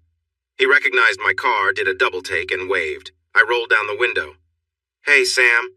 "Jace, where have you been, man? We've all been looking for you. Some people thought you were gone for good." "I'm still here, Sam. Just needed some time away for personal reasons. I don't want to get into it right now. Got it. Trudy has been asking about you. I really need to run, but are you in town for a while? Maybe we can catch up? I glanced out the windshield, then back at him. I'm not sure how long I'll be around. I have some things to deal with, but if you see me, let's grab a beer and chat, okay? Sounds good? He offered a fist bump, and I drove into the parking lot, then got out of the car and headed into the bar. After a couple of beers and some brief conversations with old friends, the door opened, and Mark walked in. I noticed him in the bar mirror and sighed. As soon as I saw him, I realized he was connected to Sam. Sam's wife, Trudy, was the PTSO vice president, and Wendy was the president. Of course, Sam had told Trudy he'd seen me. Of course, she had called Wendy. Of course, Mark knew what was going on. It looked like the only way to face this was to talk to Mark. Unless I was ready to avoid him, a conversation was inevitable. I turned my head and felt him sit down next to me. He called to the bartender, "A beer for me and whatever my friend is having." "Oh, we're friends again, Mark," I replied, surprised at my own bitterness. He turned towards me. "Jay, I don't know how to apologize enough. We really misunderstood everything. I know Chloe has already told you this, but I need to say it myself. I'm really sorry. We know we ruined a friendship for no good reason. It was just a brief encounter. Sure, it was enjoyable, but that was all it was. If I could change it, I would." I leaned back and ignored the drink in front of me, waiting for the bartender to walk away. "I'm sure you would, Mark, but you can't. I'll tell you this. It's a good thing you're here and not Jim. I might lose my cool with him. I should be upset with you too, but honestly, it's not worth my energy." Mark swallowed hard and leaned on the bar. "I guess I get that. When Chloe told me what you saw when you woke up, I'm surprised we're even still here. I don't think I could handle it without getting really hurt." I let out a humorless laugh. "Oh, I'm definitely hurt. Just trying not to let it show right now." I took a deep breath. "What's on your mind, Mark? You need to talk so you can move on?" "Actually, I came to share that and to give you a warning." "A warning about what?" "Chloe has a new roommate." "She what?" I said, setting down the drink and giving him my full attention. "She had to find a way to pay the bills. She's a nurse and you aren't there anymore. She wanted to keep the house because of the memories it holds. She had to rent out a room to help with the costs." "What? Where are you two in all of this? Why isn't Jim stepping in? He helped her before." I was surprised by my own anger. I didn't realize I still cared. Maybe Amy was right. She won't accept help from either of us. You know Chloe, once she decides something, she sticks to it. She feels that our friendship has already cost her enough. I paused and thought about what he said. It did seem true. If Chloe felt regret, I was sure she would react this way. She wouldn't cut off contact, but she would be careful with it. "So she has a roommate. I hope it works out for her," I said, trying to convince myself that I didn't mind. "Well, this guy. I need to be honest, he's one of my guys. He does installations, but when I recommended him, I didn't know he had some issues." "Issues? What kind?" "We've received some complaints. Some women he worked for said he made them uncomfortable, even saying some inappropriate things. One said he touched her inappropriately, which we had to pay to resolve." "Let me get this straight," I said, my voice rising as I felt the anger boil. "First you get involved with my wife, and now you put a guy in her home who could be dangerous?"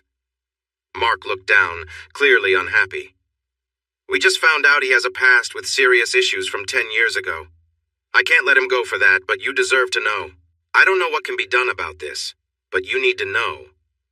Where have you been? Why haven't you acted? You're usually the first to handle things like this. I can't, Jay. I'm his boss. If I do anything, it could lead to a lawsuit for managing poorly. He already did that to the window installer company he worked with before. That manager lost his job. My hands are tied. But now that you're here, you can help. She'll listen to you. She's too scared to reach out to him now." "She's what?" I almost shouted. This wasn't my Chloe. She used to be confident and able to stand up for herself. There was no way she would let someone walk all over her. Mark turned to me again. "Jay, things have changed a lot since you left. I don't know what you said to her when you left, but she just fell apart. She's not the person she used to be. You think you have it bad from what I see? She's much worse off. Go see her, and you'll understand." I took a last sip of my beer and set the bottle down. "Mark, you really are something. What kind of friend are you to either of us?" He looked embarrassed and stared at the ground as I left the bar without looking back. I drove straight to my old house and knocked on the door. The lights were on and her car was in the driveway, so I knew she was home, but there was no answer. I knocked again, but silence followed, although I noticed shadows moving inside. I walked around to the side of the house and peered in through the window. The place looked the same, but messier, with some new things in the living room. As I looked around, I saw him inside. Mark was right. He was trouble. He wore a tank top, shorts, had tattoos, and he looked unkempt and like he'd been drinking. I stepped back and he didn't see me. I watched him grab another beer, spilling some on himself as he drank. "You can't stay locked in the bathroom forever, honey babe. I don't want to hurt anyone. I just want some company, you know? You're always talking about that awful ex-husband. You need someone too. We can treat each other nicely. Wouldn't that be good?" If I thought I was angry before, it reached a whole new level now. My ex-wife had shut herself in the bathroom because she was scared of this man. I didn't think about it. I just acted. Nobody should live in fear, no matter what had happened between us. I walked back to the front of the house, hoping she hadn't changed the locks, and tried my old key in the door. It worked, and I felt a wave of relief. I opened the door, only to find a golf club pointed at me. My old reflexes are still there, but they're definitely slower. I ducked just enough to avoid a serious hit, but the club grazed my head. It only made me angrier, but didn't slow me down. I walked in, and he muttered something about home invasion and swung again. I expected this, so I stepped aside and blocked his swing with my right arm. I leaned in and gently bumped my head against his. I felt something break, and when he winced and held his face, I grabbed his left arm, twisted it, and it came out of its place. He cried out again, and I caused another little injury, but at that moment, he couldn't bother me anymore while I took care of Chloe. Before moving on, I bent down and grabbed his ear, twisting it slightly. He moaned and pulled back, clearly scared of more hurt. "Let me explain something to you. The ex-husband is back and you're done. You tripped and hurt yourself. I don't care how, but you're out of here. When I come down again, you better be gone or I'll make sure it's worse for you. Do you understand?" He nodded, blood still dripping from his face. "If I hear that you're still bothering any woman, I'll return." His eyes widened in fear. "Oh yes, I know what you've done. It stops now or you won't know when I'll be back. But I will come back and it won't be easy for you." He stammered something about not wanting that and tried to rise. I walked away toward the stairs, not thinking about it anymore. I had intimidated him and made him afraid, and while it was for a good reason, sometimes I surprised myself with what I could do. I headed to the bathroom, knowing she would be there. I was angry and didn't think straight. Instead of calling out to let her know I was here, I kicked the door open, only to be met with something aimed at my head. This time it was the towel holder. It didn't hurt much, but I felt it cut my skin. I grabbed it and pulled it away from Chloe, who had finally recognized me. "Oh my God!" she screamed. "Jay! Thank God! Oh my God!" She collapsed into my arms. "Is he here? Is he gone?" she asked, trembling and holding me tightly. "It's okay," I said, stroking her hair. "I asked him to leave. He's gone. I can't. Oh my God, you're here. I can't believe it. He was so, Jay, thank goodness you're here." She cried softly in my arms. I wanted to make things better for her, but all I could see were her closed eyes. A lot of my anger was gone, but the hurt remained. As much as I cared for her, I realized I still did. I couldn't stay. It all felt too new and painful. I picked Chloe up in my arms and took her downstairs to show her he was gone. Just like I promised, he was. The front door was still open, and I noticed some signs of a struggle, but he was definitely gone. I closed and locked the door. I sat her down and went to get her a drink, making her take a shot. She didn't take her eyes off me the entire time. She was quiet, but still trembling. As I handed her the drink, she reached up and pulled me down. I thought she was going to kiss me, but instead she wanted to check the cut on my head. She took the shot in one go and then said, "I need to clean that." She stood up, took my hand, and led me to the bathroom. I glanced in the mirror and didn't look good at all. The cut on my head had bled a bit, and my shirt was stained where I had been in a rough situation. I also had a bruise on my forehead. Chloe grabbed a towel, wet it, and started to clean me up. I kept my eyes on her as she took care of me. When she finished, she stepped back and said, "I think you'll be okay." If we were at a hospital, I might suggest stitches, but I think you'll heal just fine. There might be a little mark, but it won't be noticeable unless you get sunburned, and we both know you rarely do." She gave me a kind smile, and it made my heart feel full. Then she sat down next to me as I sat on the toilet, wrapping her arms around my neck. "I've missed you so much. I just didn't know how to—" She was shaking, showing a mix of emotions. I let her stay close for a moment, then gently pulled away and stood up. "Chloe," I started to say. She looked down and spoke softly. "I know, you won't stay. I understand. I don't deserve that anyway." "Let's go to the living room. We can't talk here," I suggested. I picked her up and we walked back to the living room. She sat on the couch while I took a chair and we looked at each other. "Jay," she began slowly, "I know I made mistakes. We all did. We've talked about it and we know how hard it was for you. We don't have any excuses. We built stories in our minds, but they were just ways to justify our actions. I don't know what to say. I am so truly sorry. Is there any hope?" I looked at her and was quiet for a moment, thinking about what to say. Even my silence spoke to her. She looked down and said, "I understand. I just want you to know you were the best thing that ever happened to me. I miss you deeply, and I know I will never feel whole without you. But I understand." "Chloe," I said, "you will always mean the world to me. You are the other half of my heart. But I can't stop thinking about you with Jim. It's hard for me to shake off those thoughts. When I look at you, I feel hurt and frustrated. I'm not here to be mean. I'm sorry about my anger last time, but I think you can see why I felt that way." She looked up for a moment, smiled, and shook her head. "I deserved it, and more. I know I made mistakes. We all realize we let things get out of hand. We should have waited and talked about it. I don't know. Chloe, I didn't know you were struggling so much with money. I can help a little, so you won't have to take in people. It just didn't work out here, did it?" She looked back at me with a hint of hope. "I know. I can't believe I did that. I just needed to. I couldn't pay the bills. At first it was nice having someone around, but he became messy and difficult. He still owes me for the last month." "Okay, no more roommates, all right?" I said softly. She nodded and bit her lip, clearly wanting to say something. "J.I., there hasn't been anyone else for me. I tried again with Jim, Kathy, Mark, and Wendy, but it just felt wrong without you. I needed to do something to stop the pain, though. Have you?" The question hung in the air. I looked at her for a moment, nodded, and then stood up. It was time to go. I didn't want to bring up Amy. She had already been through enough that night. As I left, Chloe stood at the door watching me, looking really sad. It reminded me of how I felt when I looked in the mirror that night. On my drive back to Portland, I thought about what I had learned that evening and what the future might hold. I called Mark to share what happened and suggested he and Wendy visit Chloe and support her. I made it clear we were not friends and mentioned the other things they had tried, but I was calling for Chloe. He just said, "Ah," and ended the call. When I arrived back in Portland, Amy didn't answer my call. I shrugged it off and focused on a new contract I had.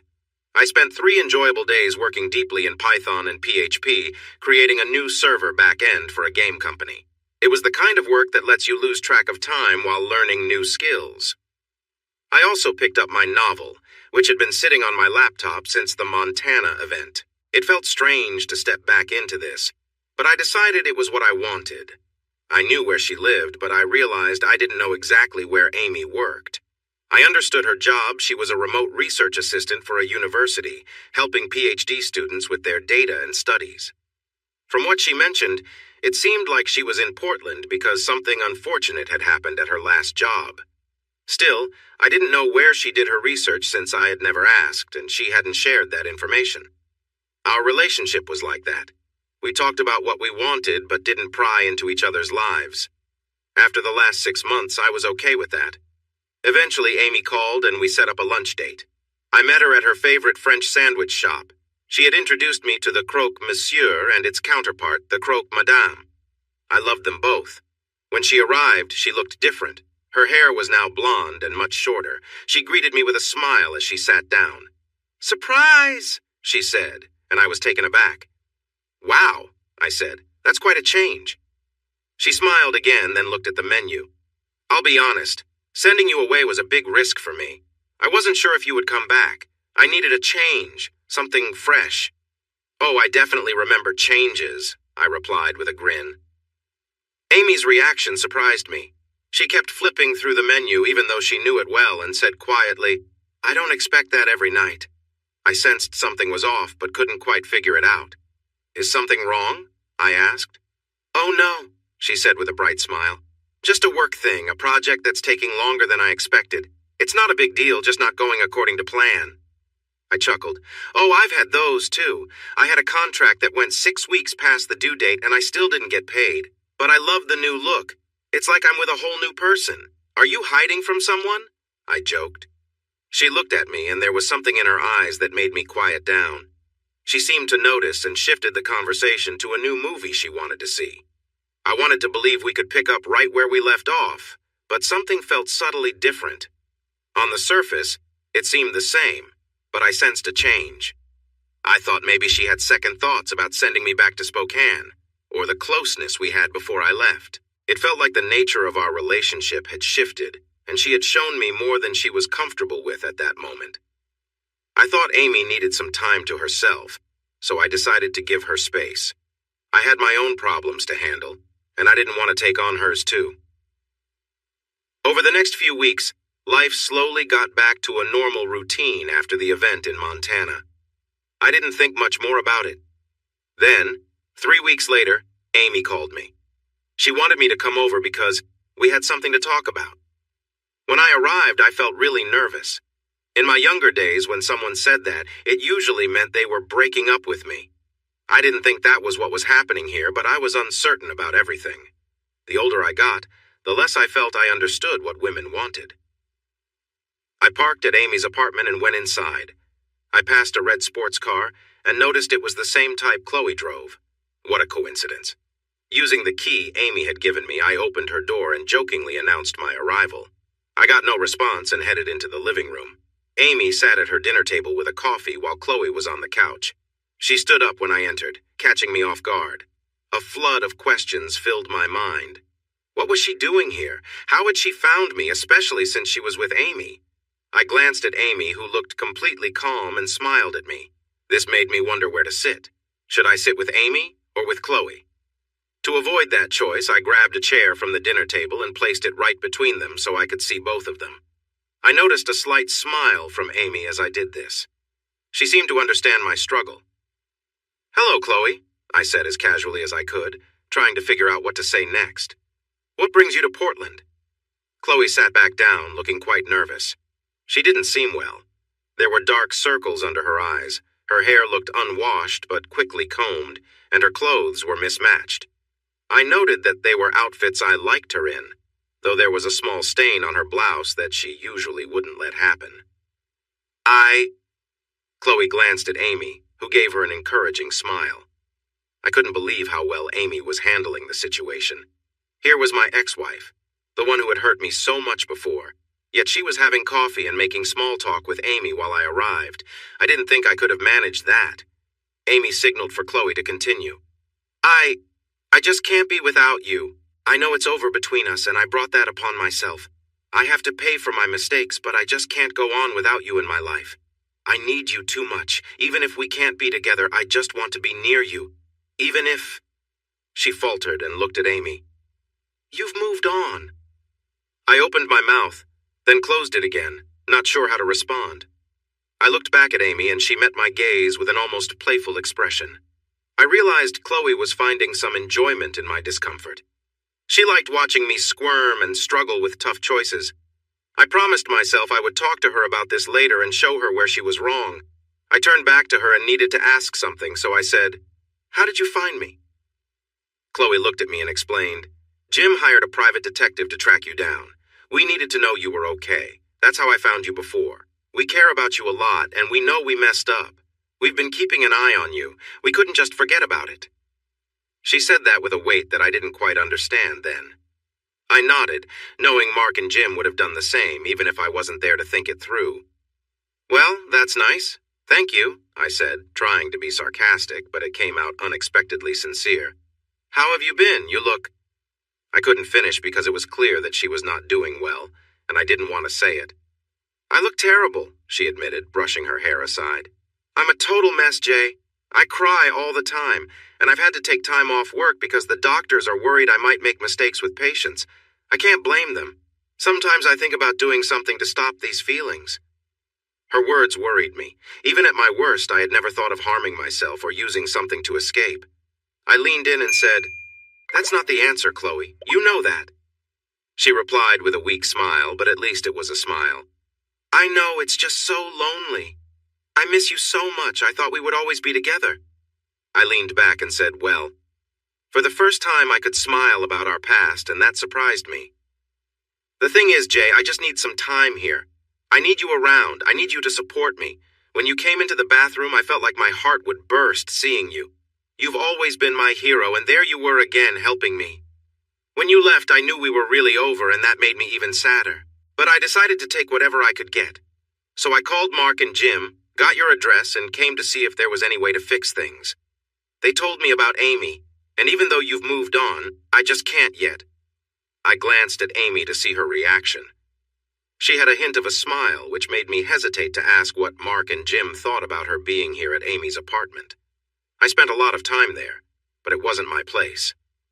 "Amy, I need to know what you think." Amy set her coffee cup down and caught me off guard again when she said, "I think you need to get used to Chloe being around." I invited her to stay with me, and she said yes, at least for the next couple of weeks. "You did what?" I said, standing up in surprise. Amy stayed calm and quiet until I realized I should sit back down. "I think this will work for everyone.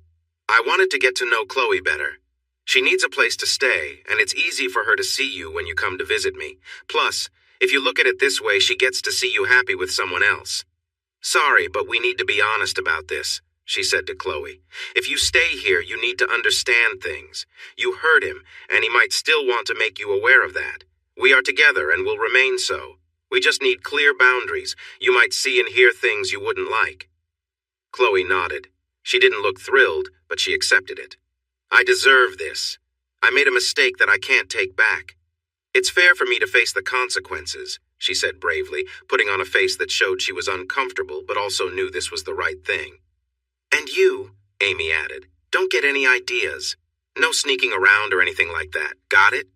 I looked at Amy. Honestly, I hadn't thought about that until now, and now that it was brought up, it made me think. I chuckled a bit to cover my sudden thoughts and said, "I think I'm done with that, Amy. My past experiences haven't been great." Amy nodded. "I can imagine. So, are we all clear? Do we understand the rules?" Chloe nodded again. I felt like I was just along for the ride, so I asked, "What if I'm not okay with all of this?" Amy looked at me and said, "Then what? What will you do if you're not?" Good question. I had no plan, and honestly, I was still surprised by Chloe's arrival, especially the news that she was staying with Amy. I was trying to catch up in the worst way. "Guess I'll just go quietly then. Chloe, welcome here. I need to leave now. This is a lot to think about." Amy nodded. "Yes, I need to help Chloe settle in too." I felt like there was something more going on. I couldn't quite figure it out, but something was bothering me. Maybe it was just me feeling overwhelmed. I needed to figure out how to act around Chloe now that she was living with my girlfriend. That promised to bring about some awkward moments. I walked out of Amy's apartment and headed straight to a local bar for a beer. I felt like I needed something to help me deal with all these heavy thoughts. 2 weeks went by quickly, and I was surprised by how fast time passed. I was very careful about Chloe being around. I tried to get Amy to come over to my place, but she didn't like my apartment and kept inviting me to hers. We went on many dates, but we never quite got closer. Eventually, I grew tired of the situation and asked her directly, "Are we done with intimacy? What's going on here?" Amy sighed, put down her coffee while we were at Starbucks, and replied, "I don't have a problem. You just aren't at my place when the right moment comes." "You know why? Can we go to my place instead?" "No, I don't think so. You need to get past this, and Chloe has to accept the idea of you being with someone else. She needs to move on as well. She won't do that if she keeps hanging around you." After that talk, I made an effort to be at Amy's place more. I saw more of Chloe, although it always felt awkward. Either she was arriving as I was leaving or the other way around. We had some awkward moments, but slowly we also shared some nice ones. Chloe tried not to interfere with Amy, and I started to see her old self come back. She began working out, dressing better, and eating well. It was like watching a flower bloom again. Sometimes we had coffee together, and I found myself feeling more relaxed around her. I chose to see her as just a good friend with whom I shared a lot of memories. When she shared with me hesitantly about the 2 dates she had since we broke up, both set up by our friends, I sat back and laughed at the stories. The guys had turned out to be quite strange, and it was amusing. Then I realized how far I had come to feel comfortable with her dating. I no longer felt the need to remember that she was my ex and that her choices were her own. The only slightly awkward moment happened when she placed her hand on mine after telling her stories. She said, "You know why those dates didn't work, right?" I had a witty reply about nerds not communicating enough, but Chloe continued, "Because they weren't you. I just wanted you. I can't seem to move on." Another time, during lunch, I told her about my excitement for a new mobile app I was creating. I had been recommended by a university think tank that received a grant for researching crowdsourcing. They were using part of the money to develop a mobile app that would ask daily questions and gather responses from those who had it installed. Every day, there was a prize of $1,000 for a winner to encourage people to participate.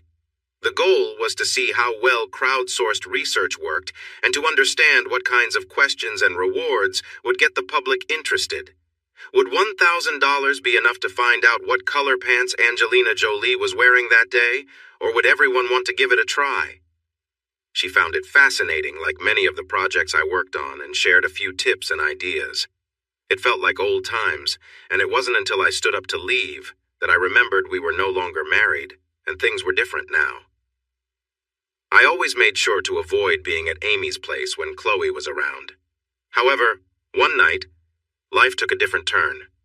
It was Halloween. Amy had been suggesting we have a memorable time, and she was right.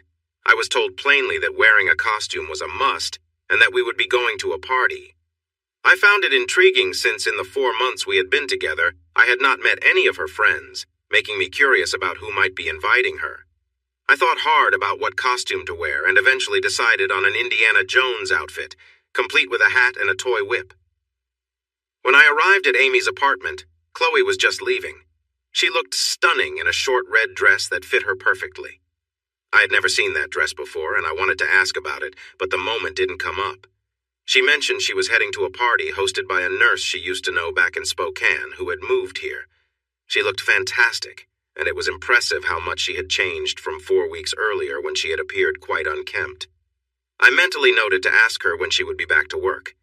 Being out for 4 weeks must have been tough for her financially, and I figured she'd need to return soon. After she left, smiling at me, Amy came out of her bedroom, and I was taken aback.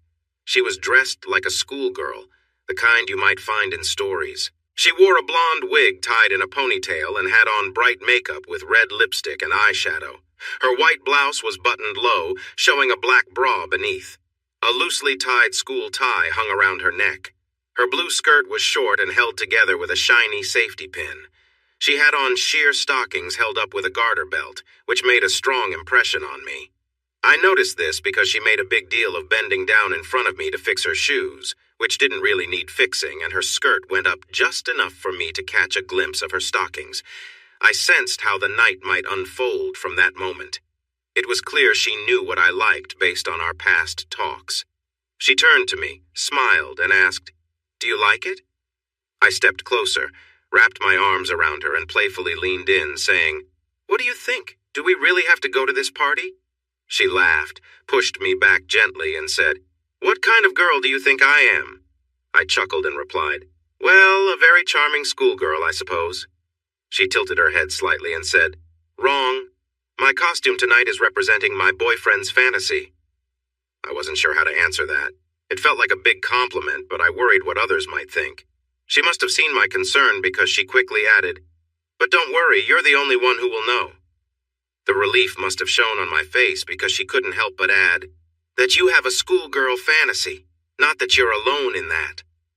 She grabbed her bag, took a final glance in the mirror, and asked, "Shall we go?" As we left for the car, I noticed people staring at us. I felt both proud and nervous, but it was Halloween after all. This was part of the fun. We got into her car, and as we buckled in, I asked, "Where is this party? Who's hosting it?" "It's at a club. Don't worry, it's right up your alley." I felt uneasy when we pulled into the parking lot of a well-known club. She noticed my reaction and said, "Don't worry. It's going to be an interesting night, and you're going to love it." When we reached the entrance, our names were checked off a list, and then we went inside. The atmosphere was lively, and to my surprise, it was filled with couples. There weren't any lonely guys, just couples enjoying the night. Amy noticed me looking around and squeezed my hand, pulling me close. "It's couples-only night. It's a Halloween tradition. Someone I know rents the place for this night and invites select couples. The drinks are free, but if you want a private dance, there's a charge for that." We made our way to the bar, ordered our drinks, and after I got my beer, I took a moment to look around. Everyone was in costume, and most of them were quite stylish.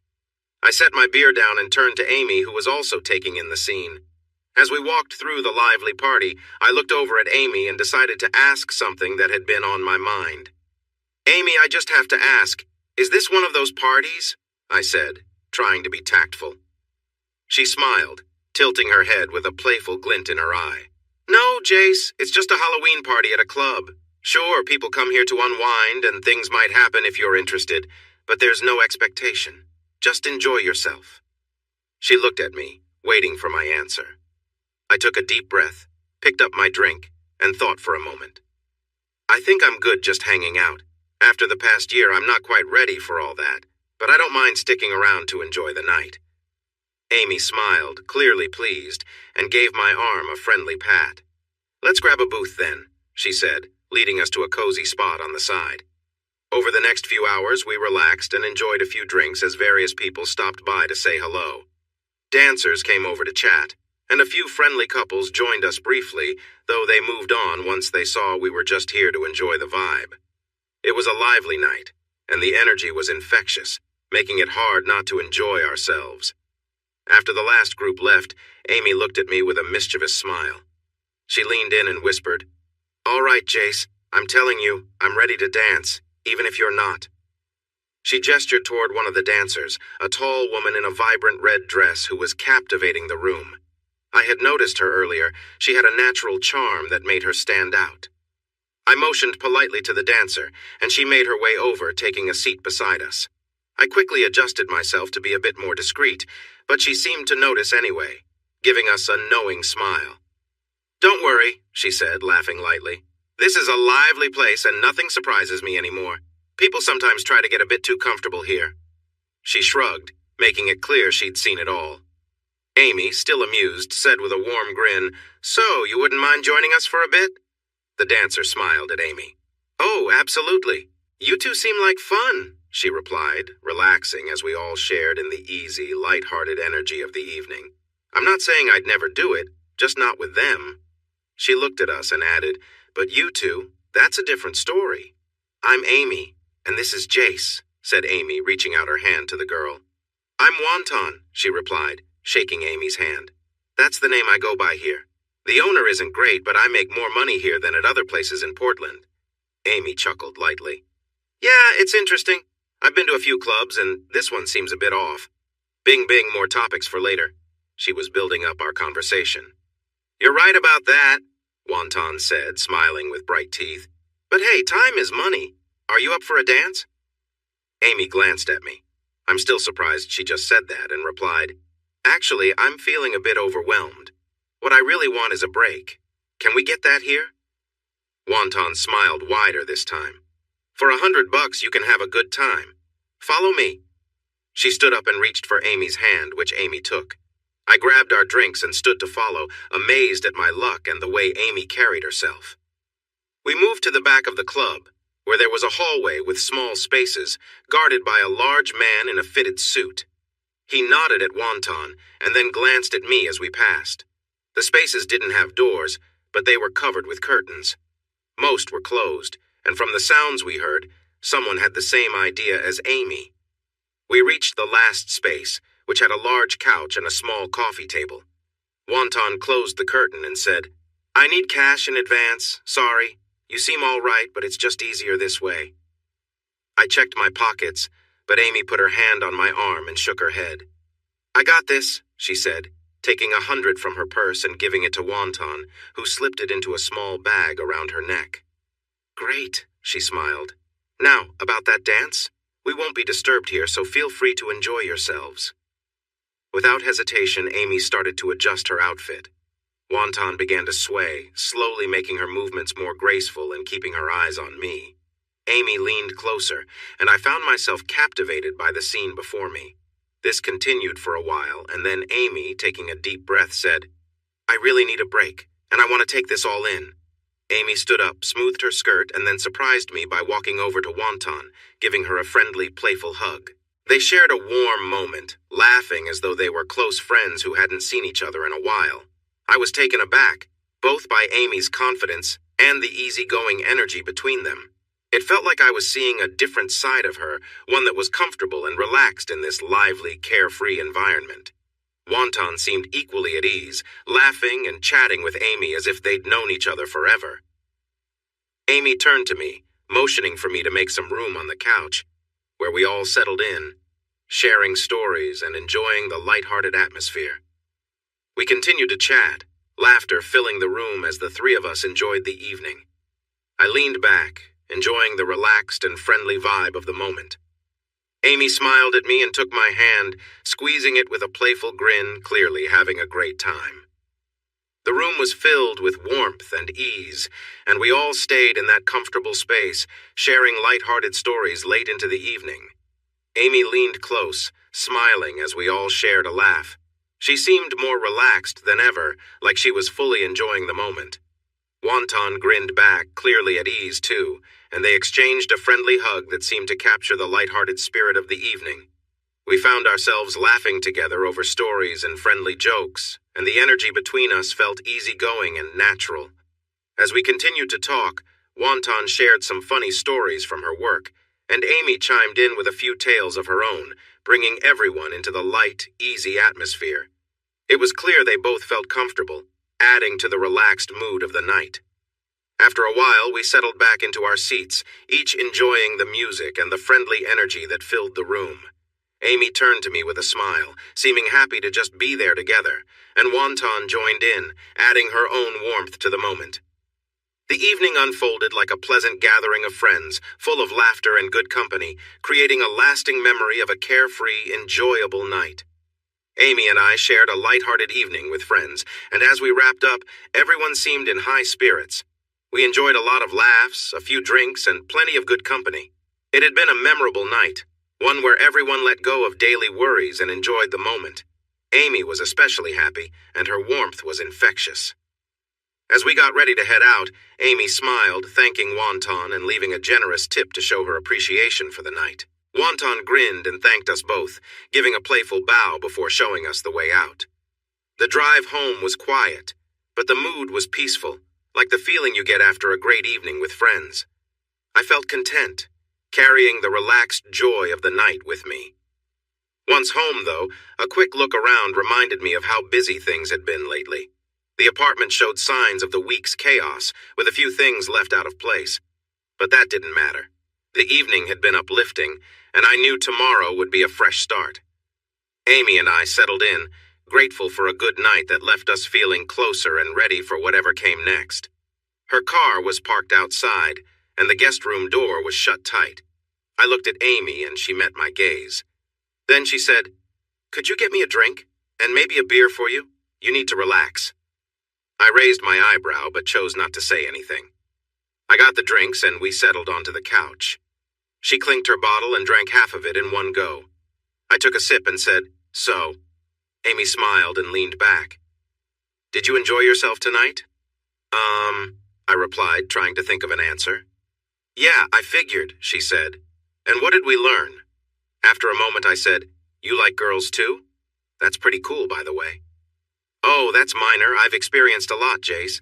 I was thinking more about how you're not completely against group situations." My smile faded and I shifted back. Was this a test? Amy seemed to notice and quickly added, "Look, it's just a casual thing, Jace. I didn't really set anything up, but being there was kind of a surprise. Don't feel bad about it. You had a good time. You gotta do something many guys wish for but don't get to try, so take pride in that. I considered her words and nodded. Okay, I can go with that. Amy smiled again, finished her drink, set the bottle down, and said, Now I'm ready for bed, but I need you to do something for me first. I smiled, feeling a spark of anticipation. Then Amy dropped a surprising request. Jace, I want you to go talk to Chloe. I froze, bottle almost at my lips. What? You really want me to go to Chloe's room? Yes, she replied. Look around. She's back and she isn't happy. She might have been crying. She's working through a lot and she sees you here with me. You did to her what she did to you and it seems you're holding on to it. I wasn't sure how to respond. Amy, this isn't on me. I'm sorry she's feeling this way, but it wasn't my choice. She sighed and said, I understand. Her feelings are partly her own fault, but she isn't going to move forward until she knows you've forgiven her. She's not a bad person. She made some mistakes. She got carried away and she knows it. She's not trying to blame you. For how much longer does she have to suffer? Talk to her so she understands that you're okay with what happened. But talking? Couldn't I just send her a note? Isn't this a bit much? Are you really going to do this just to say I forgive you? I said, feeling uncertain. Amy looked at me softly and said, Jay, this is the biggest gesture of forgiveness. Don't you understand? I understood her point, but I still felt uneasy. My girlfriend was asking me to be with my ex-wife. What about you? After everything we've shared tonight, how can you ask me to do this? How is this okay for you? Amy held my hands in hers and replied, Jay, because of what we did today, I can accept this. I know where your heart is. But Chloe needs this, and I can't feel right unless we address it. No one expects you to get back together with her, just help her feel better tonight. Now I'm going to bed. Gather your thoughts and go help her. She stood up and headed to the bedroom, adding, And try to be quiet, just let yourself out when you're done. I sat there, shocked and confused. I could see her reasoning, but I still struggled with how this was the right choice. My mind was tangled with thoughts. I sat there for almost 5 minutes when suddenly Chloe's door opened. She stepped out toward the kitchen but froze when she noticed me on the couch. Oh, Jay, she said softly. I'm sorry. She turned to go back to her room, but I called out, Chloe, wait. She was still in the stunning red dress she had worn earlier, looking beautiful, but her eyes were swollen from crying. She paused and turned to me, curious. How was your night? I asked, hesitating. Oh, she replied, glancing down with a sad smile. It was terrible. I spent the night alone. I just wasn't in the mood to party. Someone bothered me, and when I pushed back, it turned into a mess, so I left. How was your evening? I figured it was best to keep it simple and said, It had its ups and downs. Can you sit with me for a minute? She hesitated, but then replied, Sure, and took the seat where Amy had been moments earlier. I think we need to talk, I said. She looked at me, waiting for me to continue. I know I was upset, you can see why. I said things I regret, I'm sorry for that. I feel we should clear the air. I know you made a mistake, and it wasn't intentional.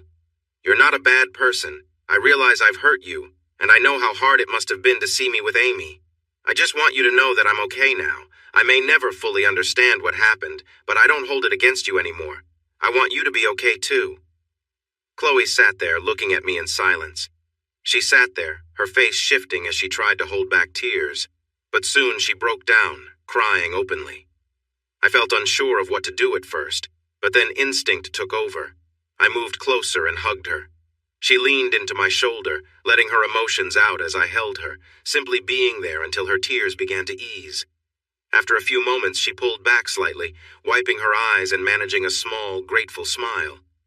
You have no idea how much I needed that, she said softly. I took a deep breath and replied, I'm sorry it took me this long to say it.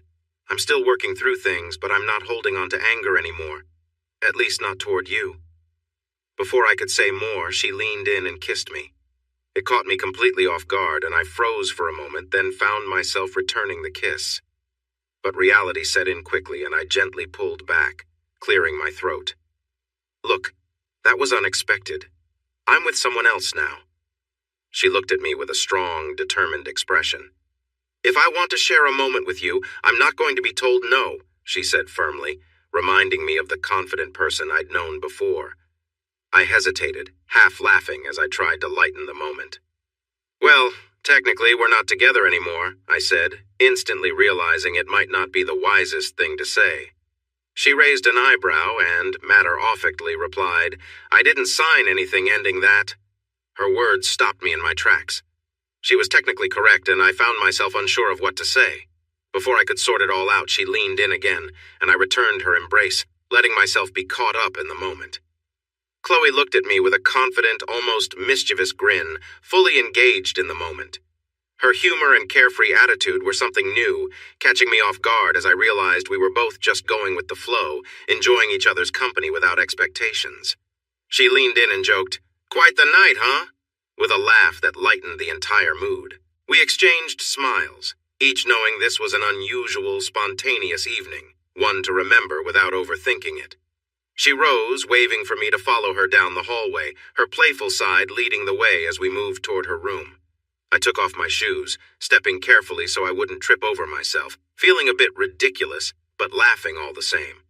When I got to her room, Chloe was already relaxed on the bed, looking comfortable and at ease. Her carefree vibe continued as we shared a few more laughs, leaning into the easygoing spirit of the night. With a smile, she beckoned me over, and we spent the next while simply talking and reminiscing. It was like revisiting old memories with a close friend, and I realized how much I appreciated that connection. The evening unfolded with warmth and laughter, a refreshing break from the routine, and one that reminded me of the comfort found in shared memories and familiar company. We drifted through the night in conversation, taking the time to appreciate a rare and meaningful moment together. It was a memory I knew I'd look back on, a reminder of the close bond we still shared, and the laughter we could always count on to bring us together. It was a quiet moment, and she kissed me softly while looking deeply into my eyes. I really wished I could understand what she was thinking. We connected in a way that felt nice and right. I wasn't ready to take our relationship to a deeper level, but I didn't want to treat her poorly either. "It's hard to describe when I reach the end," she softly encouraged me, saying, "You can do it. I need this." It was unusual for her to say that, but everything felt different between us at that moment. When it was over, I tried to move away, but she held on to me. She wrapped her legs around me, keeping me close. "Oh no, you aren't going anywhere yet," she said with a smile. I felt so at ease in her embrace. We just lay there together, her hand gently resting on my head as I listened to her heartbeat. I think we stayed like that for about half an hour. I could feel myself getting sleepy, and I knew I needed to leave. It had been a long day, and I had a lot on my mind that I needed to sort out. I carefully pulled away from Chloe, who was softly snoring by then, got off the bed, found my clothes, and quietly left the apartment. The next day, I reflected on what happened, and felt lucky. But then I remembered why I was in that situation. While it was nice, I would have preferred to still be happily married. I had lunch with Amy the following day, and I couldn't look her in the eye. She seemed amused by my discomfort. "What's wrong?" she teased while sipping her soup at our favorite Chinese restaurant. "Lost your voice?" I was surprised that she seemed to know so much. Did the girls share everything? I wondered about the workers who made our clothes, especially since it seemed like things were changing rapidly. "Look, Jay, I know you did what I asked. I'm fine. We're here, having lunch, and that's okay. I know it's strange, but you helped her. You gave her relief. I don't know where she will go from here. She can't stay with me much longer because I need to take control of my life again, but this was the right thing to do." I couldn't find the words to respond. I heard her, and deep down I knew she was right, but it just didn't feel like me. I felt like I had betrayed my wife with someone else, not the other way around. It wasn't right. This wasn't who I thought I was, and honestly, I felt ashamed and guilty. Amy softly said that everything was fine and hoped Chloe had found what she needed, but I suddenly got upset. I hit my hand on the table and said, "Amy, I think you're great, but can you please be quiet for a moment? This isn't about you. You seem to be okay with it. I get that. But this is about me. This is about who I thought I was and the boundaries I believed I had. I feel like I've crossed them, and I'm not very happy about it. So while it might be okay for you, it's not okay for me." Amy looked shocked. and I noticed many emotions on her face, the most troubling being a calculating look. She took a breath and said, "Yes, I'm sorry. I've been focused on Chloe since you've been part of this, and that's not fair. My views are not yours, and I've been ignoring your feelings." This sounded a bit like therapy to me, so I had to ask, "Not there yet? What does that mean?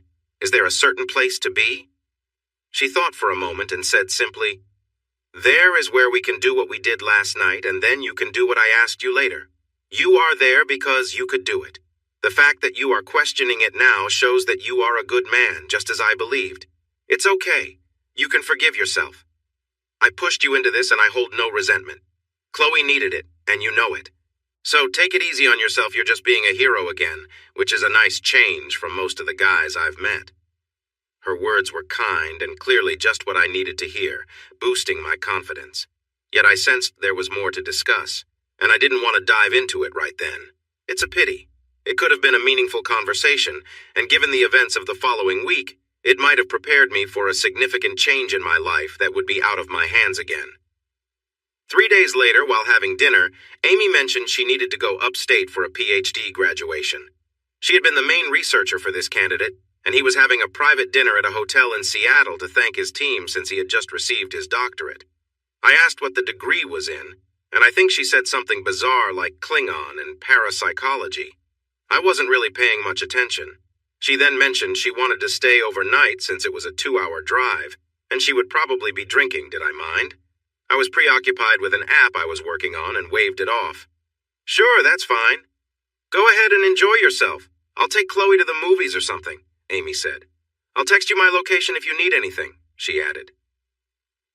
3 days passed. I saw Chloe twice during that time. It was a bit awkward, but a nice kind of awkward where we both tried to behave well while laughing together. She mentioned stopping by that night to go out. I replied, "Sure, I'll drop by around 7. I showed up on time, but what I found was a surprise. I had expected just a movie night, but upon entering, everything changed. Chloe was on the couch, dressed in white attire that looked very elegant. She wore a lace robe and other classy pieces that made her look stunning. Next to her was Wendy, dressed similarly in black. They both looked great. They were sipping champagne, and there was an extra glass on the table in front of them. I paused, taking it all in. Chloe smiled, and Wendy greeted me with, "Hello, Jay, you look good." Caught off guard, I said, "Hello, Wendy, you too. Chloe, Chloe set her drink down. "It's all right, Jay. Amy said it was fine. I asked first because I didn't want to put you in an uncomfortable position." I asked, "What position? What's going on here? I mean, it looks like you two are well." I gestured towards them. Wendy smiled and took a sip of her drink as Chloe explained. "The plan for that night was that you were supposed to be with the 3 of us. You didn't get that chance, and we felt it was unfair." I raised an eyebrow, surprised. "Really?" "It's true," said Wendy, setting her glass down. "Mark knows I am here. He's actually okay with it, hoping it could help fix things. We thought you might have difficulty handling everything at once. So what do you think?" I stood still for a moment and then said, "I think I need to talk to Amy. There's too much happening lately, and I'm feeling a bit overwhelmed. I appreciate this, but I need a couple of hours to think. I can't jump into this just now." Chloe set her drink down and stood up. She seemed a bit worried, realizing maybe she had pushed too far. "Jay, please, we just wanted to make you happy." I looked at her and said, "I know. I need to be the man I should be. I can't just jump into things. Honestly, I'm getting tired of others making choices for me. It's been happening a lot lately, and I'm not okay with it. I have to talk to Amy because we need to discuss this face to face. This is great, don't get me wrong, but it doesn't feel right, at least not to me. Things are going too far, and I need to understand what Amy is thinking." I said, "I'll be back. Don't leave." I glanced at Wendy taking in the scene. I considered taking a picture, but that would be crossing a line. I looked back at Chloe and said, "You got that? I'll be back." With that, I left. It was hard to walk away, but I was sure it was the right choice, even if not for the reasons I thought. Seattle was a 2-hour drive for most people. I made it in 1 hour and 25 minutes. I love that Mustang. I called Amy, but she didn't answer. I left messages and tried again while using my phone's map to find the hotel she had texted me about earlier. When I arrived, I jumped out of the car and hurried inside. I realized I didn't know her room number, so I rushed to the front desk and asked, Miss Halsip? May I ask who is asking, sir? I generally need to confirm this, the desk clerk responded. I replied, I'm part of a celebration for some PhD students, you know how it is. I hoped he recognized the event. Thankfully, he seemed to. He looked me over and asked, Do you have a costume? It's in the car, I said quickly. He paused for a moment, then said, How much do you charge? I might have other work for you later. I didn't know how to respond, so I said, Maybe. But right now, can I have her room number? I need to find her before she goes out. Oh, right, he said, shaking his head. He checked his computer and said, Room 343 on the 3rd floor. The elevators are that way. I thanked him and headed to the elevators.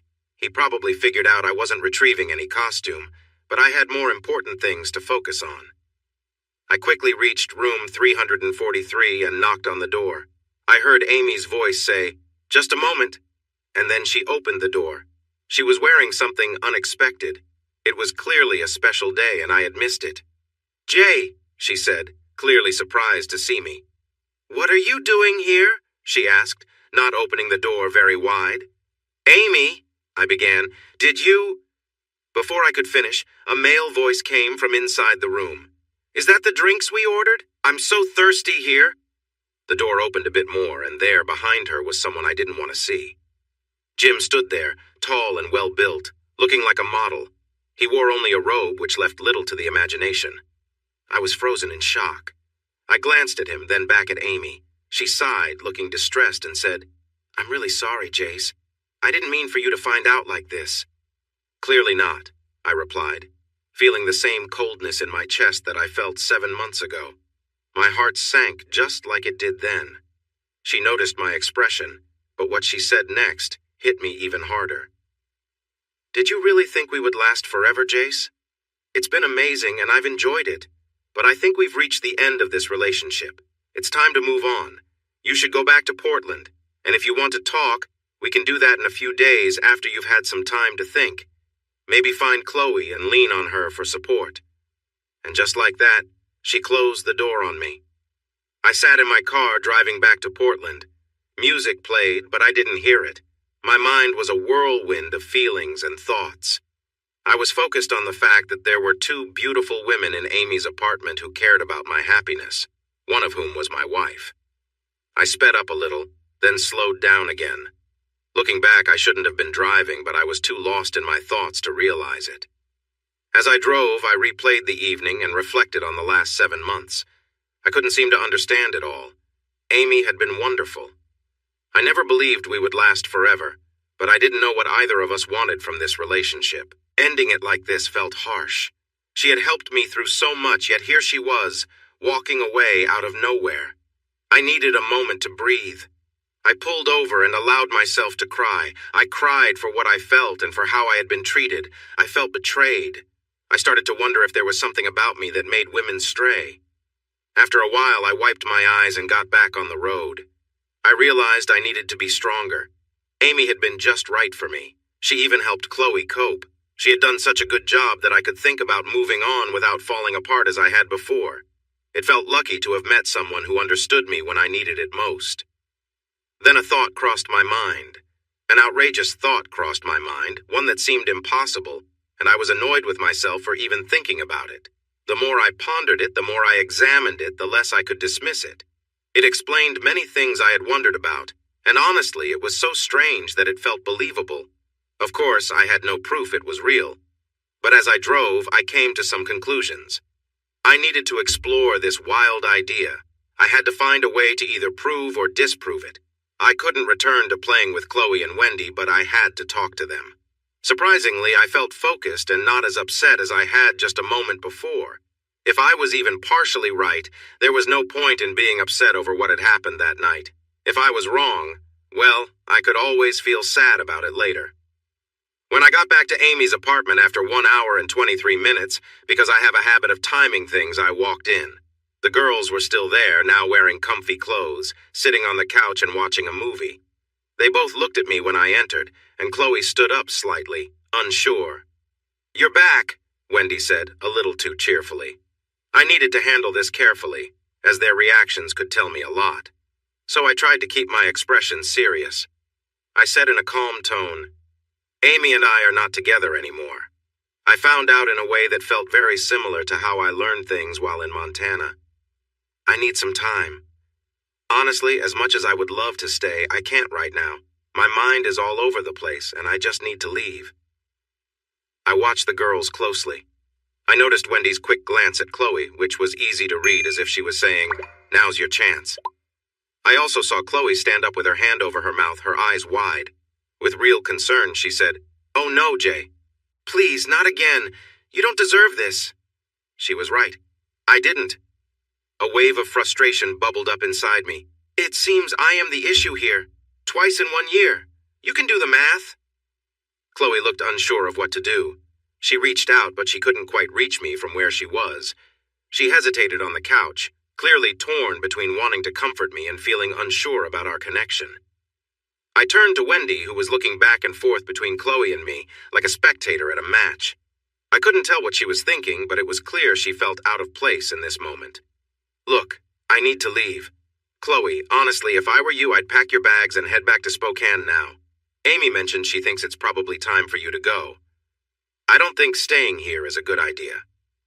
Chloe frowned in displeasure. "Oh, I'll be gone. We'll tidy up before we leave, right, Wendy? It will be nice for the person who left to come back to a clean space.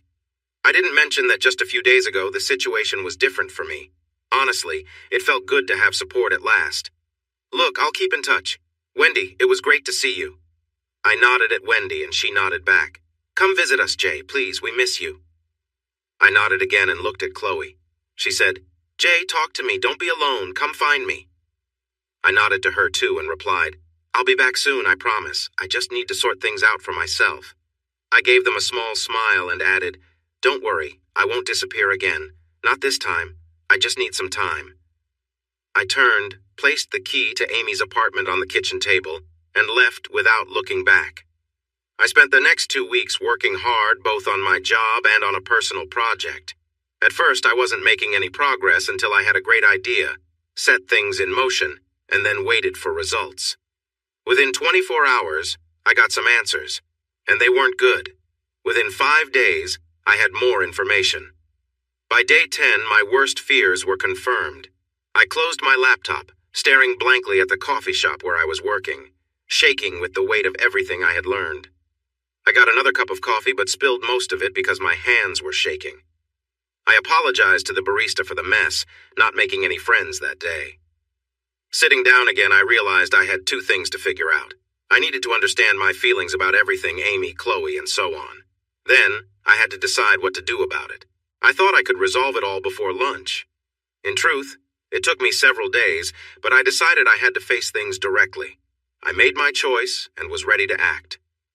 Now, it was time to gather everyone involved so I could finally find some closure in this confusing chapter of my life. I called Chloe and asked if I could visit her in Spokane.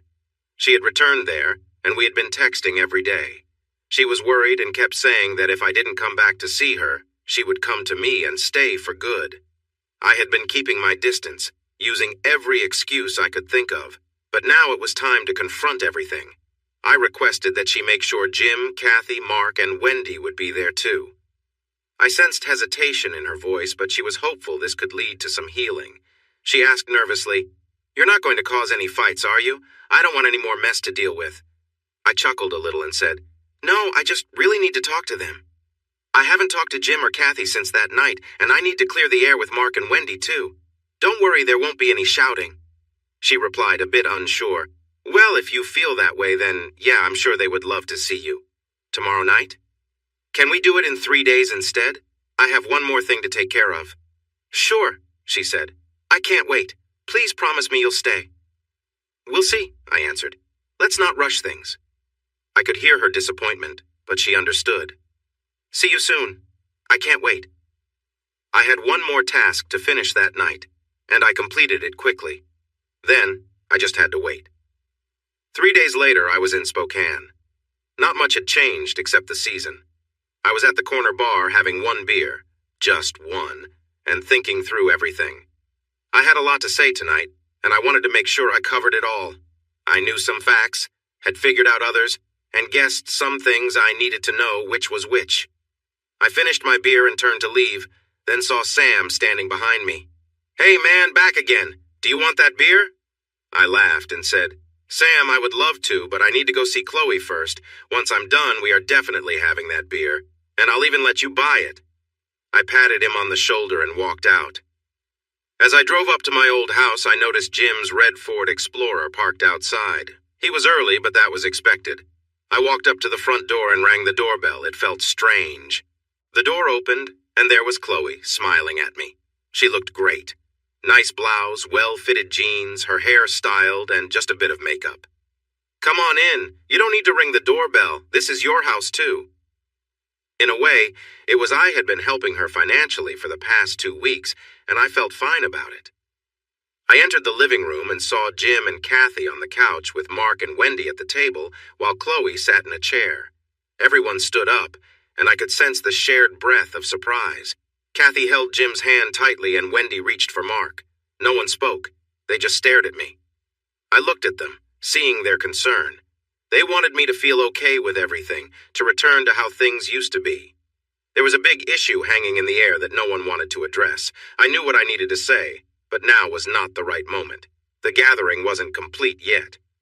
"Hey, I think I could use a beer too," I said to Chloe. "Since everyone else had one, why not?" Chloe hurried off to get a drink, and I just stood there.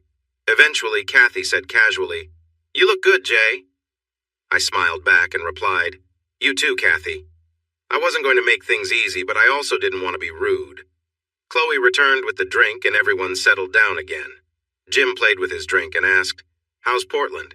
Does it really rain there more than here?" I laughed and replied, "How would I know? I work indoors. Most of the time, I hardly see a window. Remember how pale I am?" Everyone chuckled nervously. My lack of a tan was well known, and everyone always worried about my shiny head burning the moment the sun came out. This moment helped ease the tension in the room. I wouldn't say everyone relaxed completely, but the feeling of worry and fear lessened significantly. I sat down in another chair and looked at my drink. "Stella, nice choice. Thanks, Chloe." She smiled back. She was starting to notice that I felt confident and had something important to say, and she was beginning to wonder what that was.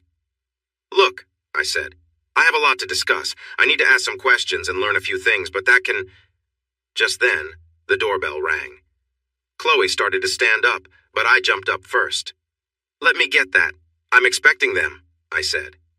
As I walked away, everyone exchanged curious looks.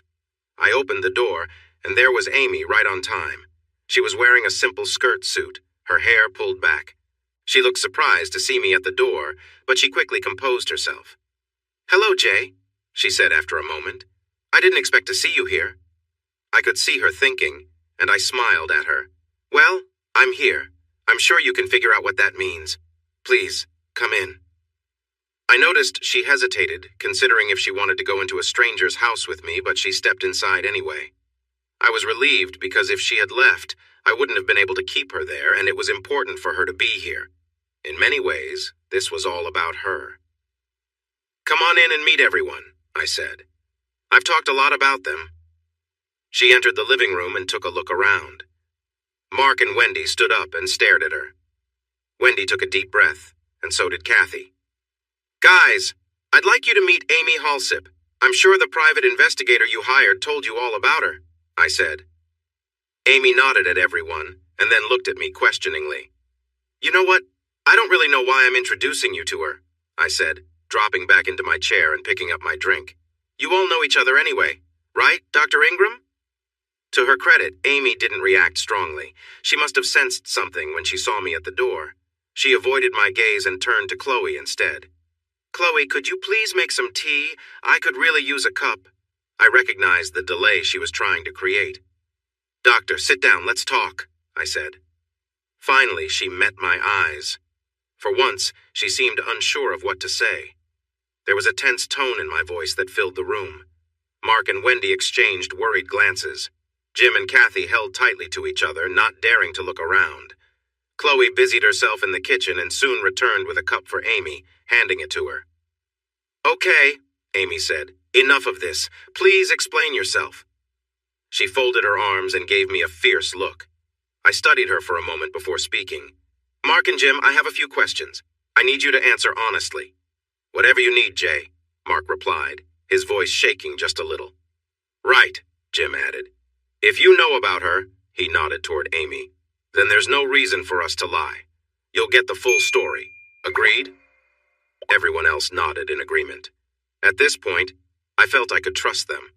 It wouldn't make sense for them to lie, especially if I caught them in a lie. If they were truly sorry, they would share everything I wanted to know. First question, how much did she cost? I gestured toward Amy, who sat still. Her services must be very expensive. Jim took a deep breath and quietly answered, $250,000. A stunned silence filled the room as Amy sipped her tea. Even I was momentarily lost for words. Wow, I said, that's what my wife was worth? I didn't mean to say that, but it slipped out. Looking back, it was harsh, but some old feelings resurfaced.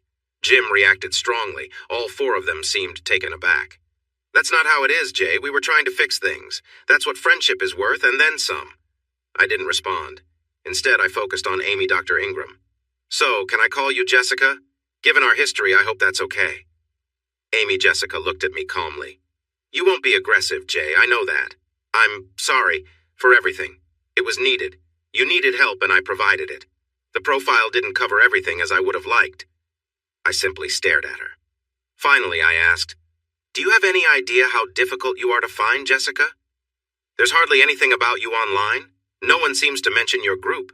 It's like you don't exist. Do you have someone clearing your name from discussions? Sure. Here's the rewritten passage in simpler language, eliminating any inappropriate content. I thought you would, to be that careful online. She paused and said, Jay, I really want to know how you found me. My group is great at hiding their tracks. I let out a rough laugh. Oh, I believe it. I saw that Amy Halsip, the one you pretended to be, passed away when she was 18.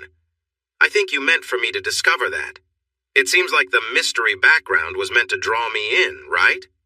Amy, or Jessica, smiled back at me.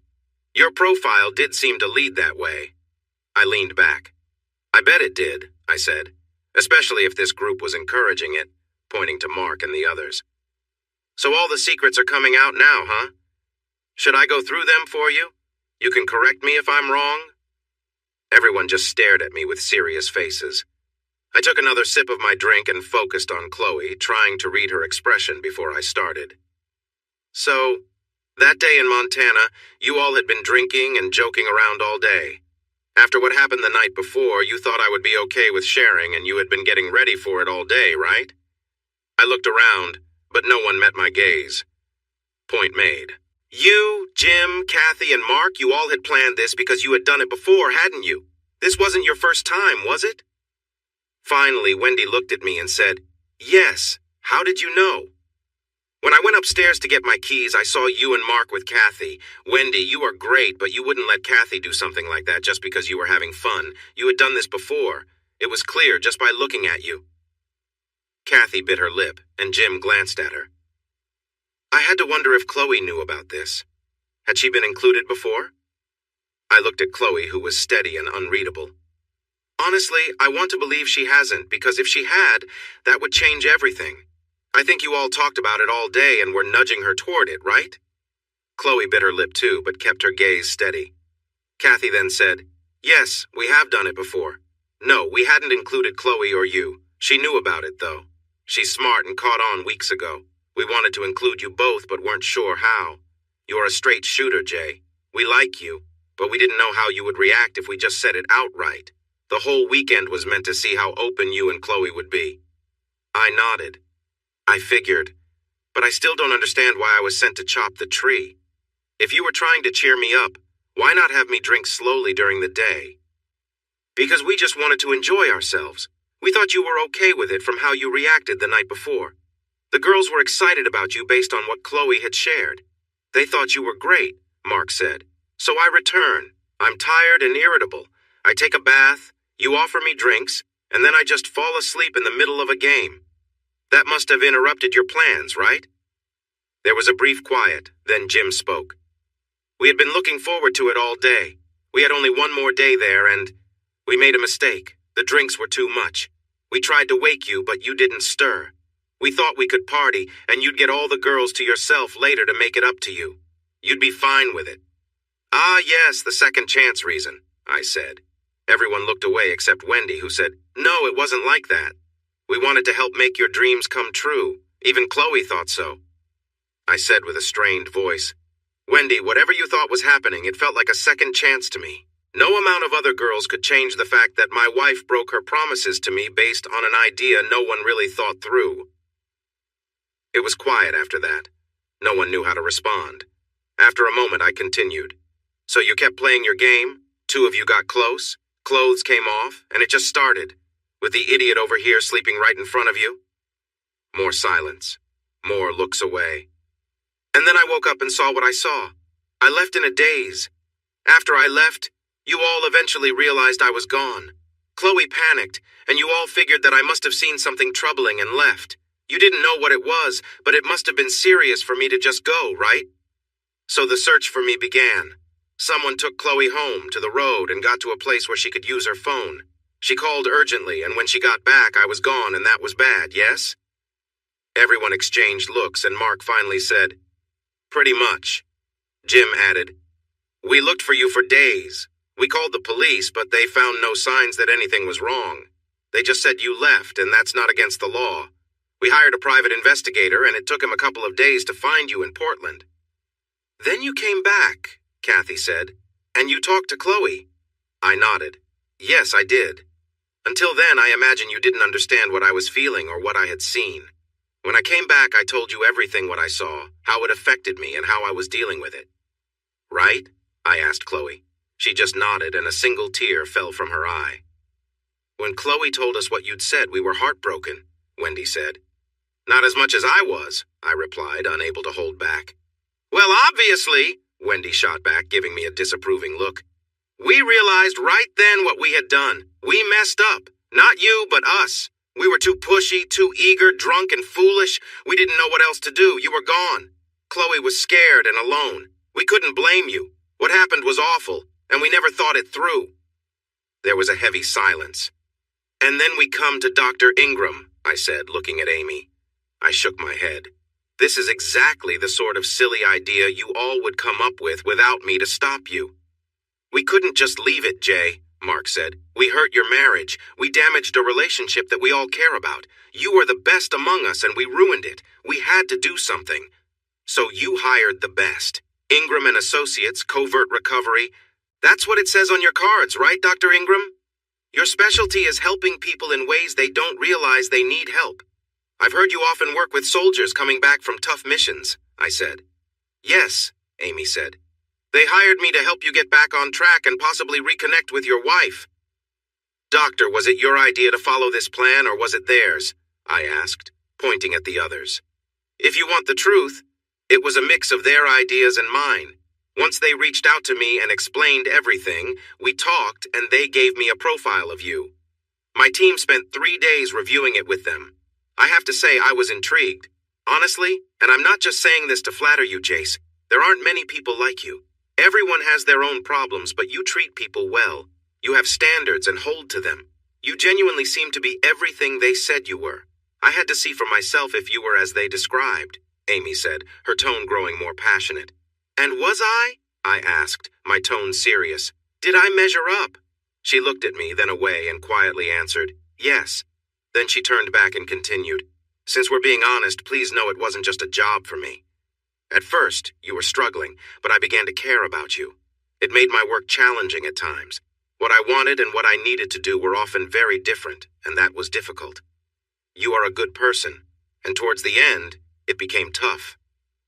I stared at her. She looked away, then back, and then away again. For the first time, she seemed more like a woman than a psychology expert. "So, let me understand this. The plan was to bring Dr. Ingram here to help me, then put Chloe in a tricky spot and hope I would come to her aid, right? You really didn't think I'd come back, did you, Jessica? That's why you changed your appearance, and why it took you 3 days to talk to me. You thought I wouldn't return, didn't you?" Jessica shook her head, saying simply, "No. Based on everything happening, the plan suggested you would stay. I was in D.C. when you came back." "Except I didn't." She nodded. Your own good nature worked against the plan. We aren't used to people who actually follow through on their words. We thought there was a chance you might do what you thought was right, but no one in the office really believed you would. It's just how things go, I'm afraid, she said, sounding sorry. I turned to face Mark and Jim. And speaking of that, what were you thinking by sending that guy to my ex-wife's house? Who thought that was a smart idea? I raised my voice, breaking my promise to Chloe. I felt my muscles tense and had to make a conscious effort to calm down. I realized I was going to crush the beer bottle in my hand, so I set it down. Mark and Jim exchanged nervous looks, and Jim fidgeted. Wendy and Kathy avoided eye contact too. Finally, Mark looked at me, and I could see everything in his eyes. He looked sorry, scared, and sad, and didn't know how to respond. But he tried. I had to give him that. That was another mistake. The idea was to put someone troublesome in there to push you to come back and fix things. You'd had time to think, and now you needed to return, to see that Chloe needed you. You would deal with him and realize this is where you belong, and it would all work out. Jay, Jim added. Look, we didn't know he was that bad. We didn't know about his past. We did take precautions. We reached out to the bikers, remember them? If you hadn't come after the second email, they were going to handle it. He would have been gone either way. But I did come back, I replied. Mark nodded. When I met you at the bar, I meant every word. I was worried. You needed to face this. Well, all your words were true, right, Mark? What you left out? Well, he sighed. I don't have any excuse. None of us do. Wendy suddenly spoke up. Jay, for what it's worth, what you did showed exactly who you are. Once again, you proved you're a good person. When you left and called Mark, we went right over and Chloe told us everything. She was in a really bad place. For the first time, she really understood that you were lost. Until then, she had been holding on to hope. I glanced at Chloe, who was crying and trembling quietly. I was trying hard not to ask her anything or even look at her because I didn't want to see something that would hurt me too much. But I couldn't help it. So, what's the plan? I asked. Jim nodded. We got in touch with Dr. Ingram. A friend of mine at the State Department mentioned her group and she agreed to come here. We talked about what to do next. The thing is, we thought this plan would either succeed or fail. It didn't turn out like we expected. But because of what happened, we couldn't just stop. We felt terrible because we messed it up, and you seemed to handle everything perfectly. We knew we had to fix this. We all agreed we needed to do whatever it took. We started this, made it worse, and needed to make it right again.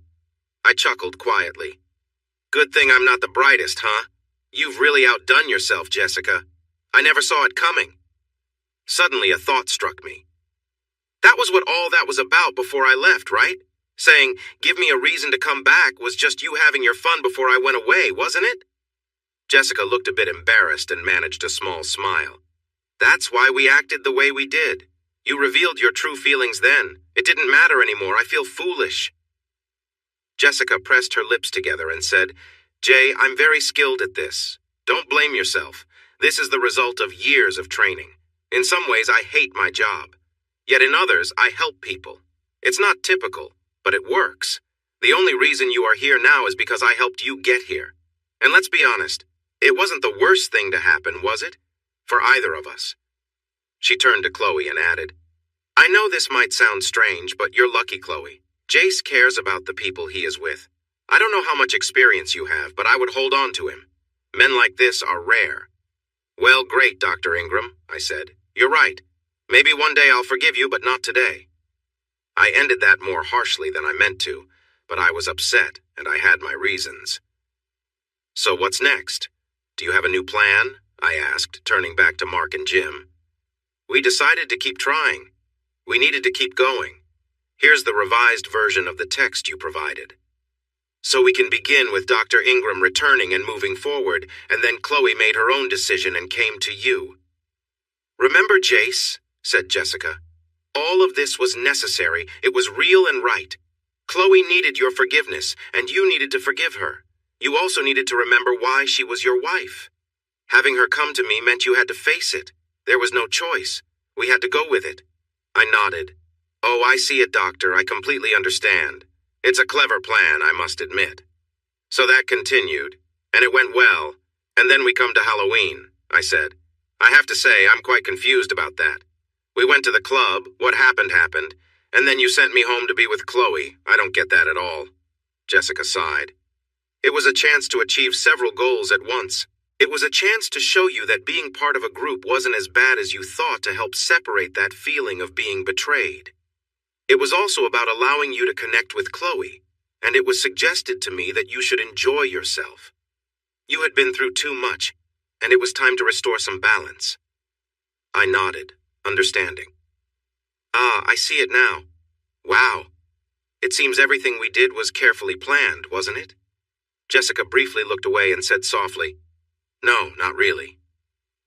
So, the events at the hotel? Those were planned too, I gather? You were playing a risky game there, testing my heart again? She bit her lip and said, That was a calculated risk. We needed to do something that would lead you back to Chloe. Everything was arranged for you to feel it was the natural choice. This time, though, we were prepared for your protective side. We didn't know if you'd come to the hotel, but we were ready if you did. And you did. Yes, I particularly like the calculated risk part there, given that the risk was completely on my side and not yours. Thank you for that. If it had gone wrong, I'm sure you would have been very upset. By the way, I just wondered, did you actually get a chance to enjoy yourself? It seemed like it was all set up to make me think you did, but I never saw any proof, I said, my voice laced with sarcasm. No, said Dr. Ingram with a small, tight smile. That was Todd, my executive assistant. The only person there that night who would have been with him is you, Jay. I laughed bitterly and said, Yeah, makes me wonder if I should try that. I bet they don't disappoint you like women seem to. So that pretty much brings us up to date, doesn't it? I said. Thanks to you, Mark, for sending Wendy over. I do hope you get to see that outfit. It's pretty nice.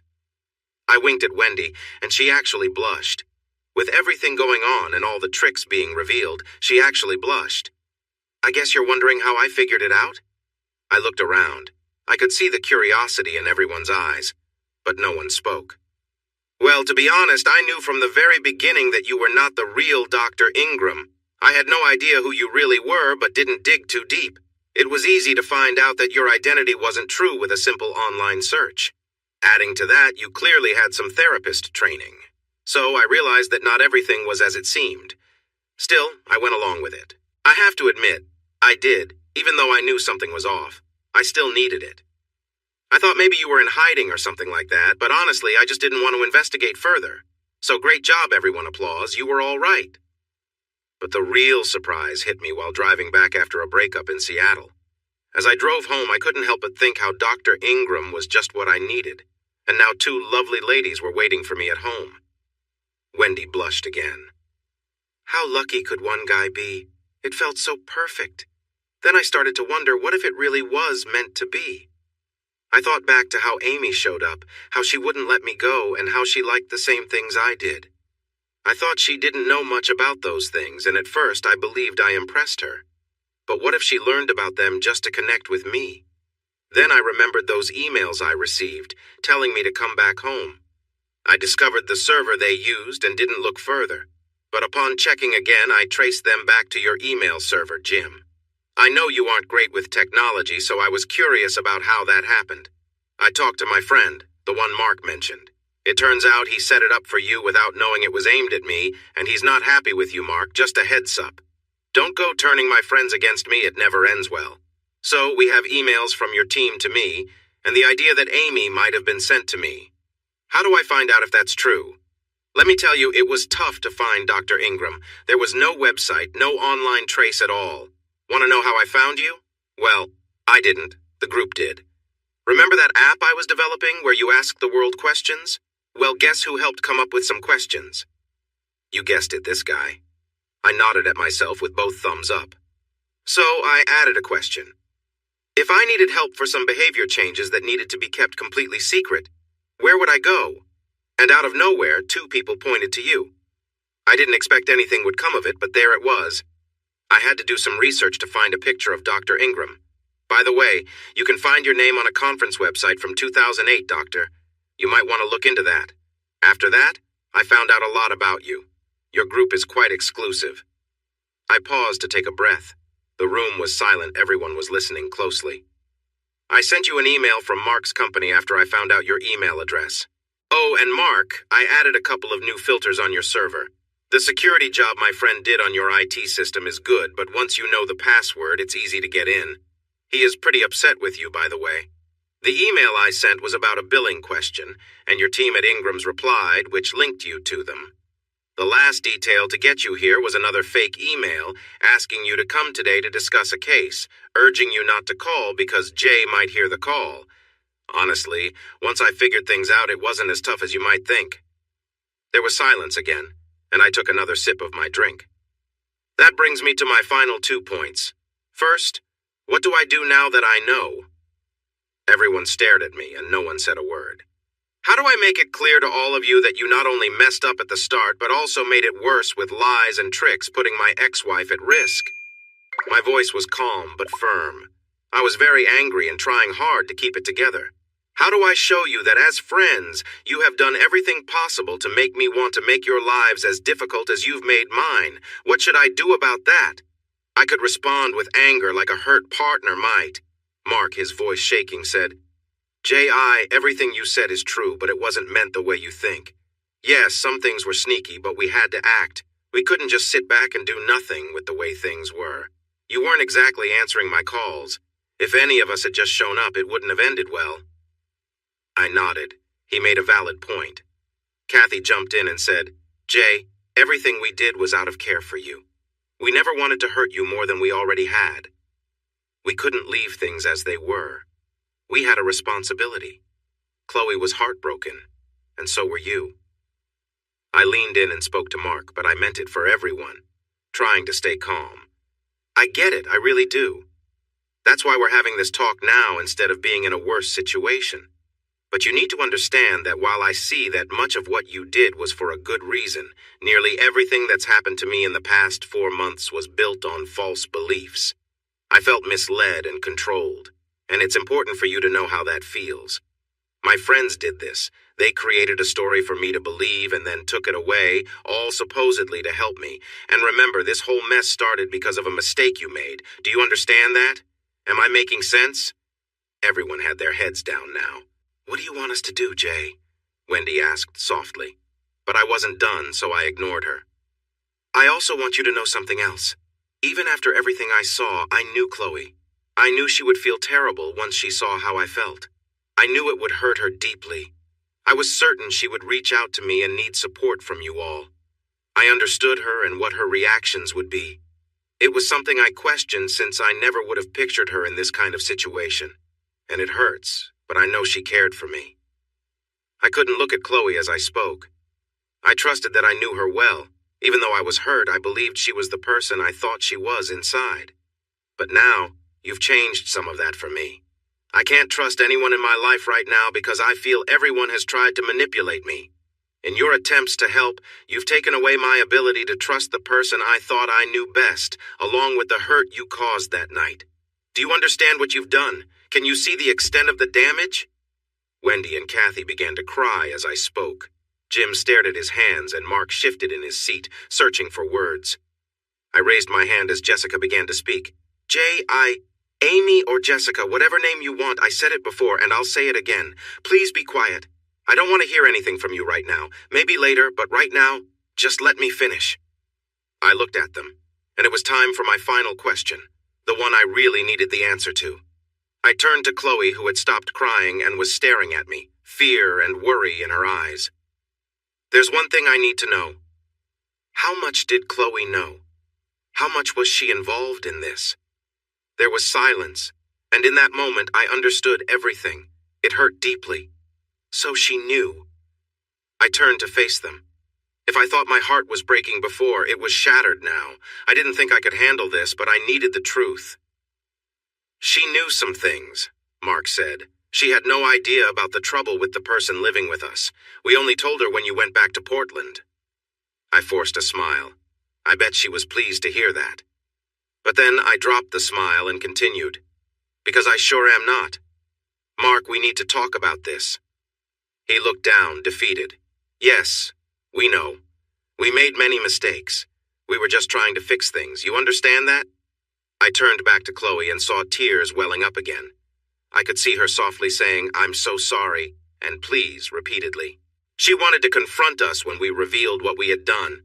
She wanted to come to Portland and tell you right away. She actually came to do just that, but we got her to see Dr. Ingram first. She convinced her it wasn't the best choice, that if she really wanted you back, this was the way to do it with the least pain, Jim said in a distant tone. I looked directly at Chloe and said, "I honestly thought you were incredibly strong coming back to yourself those weeks. I didn't understand why you didn't just confront her." I gestured to Jessica. "Now I get it. You knew it was temporary. You knew I was being guided to return to you, that she wasn't a real threat." I'm sorry, I really am. She said her way would bring you back to me. Don't you see? I had to have you back, no matter what. I couldn't go on without you, Chloe cried. I didn't know what else to do. She told me to stay calm, that it would work out in the end. I just followed her lead. I didn't know what was happening. I had no idea what they intended. She suggested inviting Wendy that night, saying it would be okay and that if everything went well, you'd be mine forever. I had no clue what she was planning, I swear. I sat quietly, processing her words. After a moment, I said, "Chloe, you can't rebuild trust by hiding the truth. What can I do, Jay? Please tell me. I'll do anything to have you back. I can't take this anymore," Chloe said, her voice filled with desperation. I found myself at a loss for words.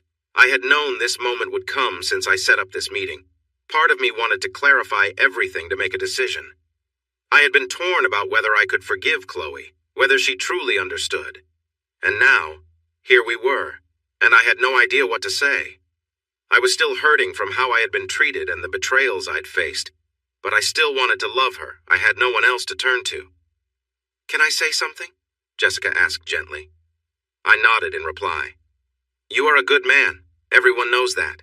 The question you need to answer is, how much do you love your wife?" I stared at her, feeling blank. "Would you hurt someone for her?" I nodded. "Would you hurt someone badly for her?" I nodded again. "Would you give your life for her?" I paused and then said quietly, "If I had to, but I'd rather not." It wasn't much of a question. "Then let me tell you this, based on what I've learned over the years. What is the problem? She made a mistake. It was a big one. It hurt. But you move past it. You need to just be happy. You don't have to forgive everything or forget everything. You just need to be together. You will find a way to cope. She clearly isn't going to repeat her mistake and she wants to make you happy. But stop punishing her. Right now, you're punishing yourself the most. It seems like you think you caused this somehow. Jessica shook her head in frustration and said, "Stop looking at me and look at her." I turned to Chloe, saw the hope in her eyes. It was so desperate and in need, and I said, "Oh, Chloe." With that, she jumped into my arms and held on tight. I kissed her deeply. She kissed me back just as firmly. There was a sound of someone crying behind us, but I didn't move until I was ready. When I pulled back, still looking at Chloe's bright smile, I said, "None of you are off the hook. We are moving to Portland, and that is final. I don't want to see you all much for now.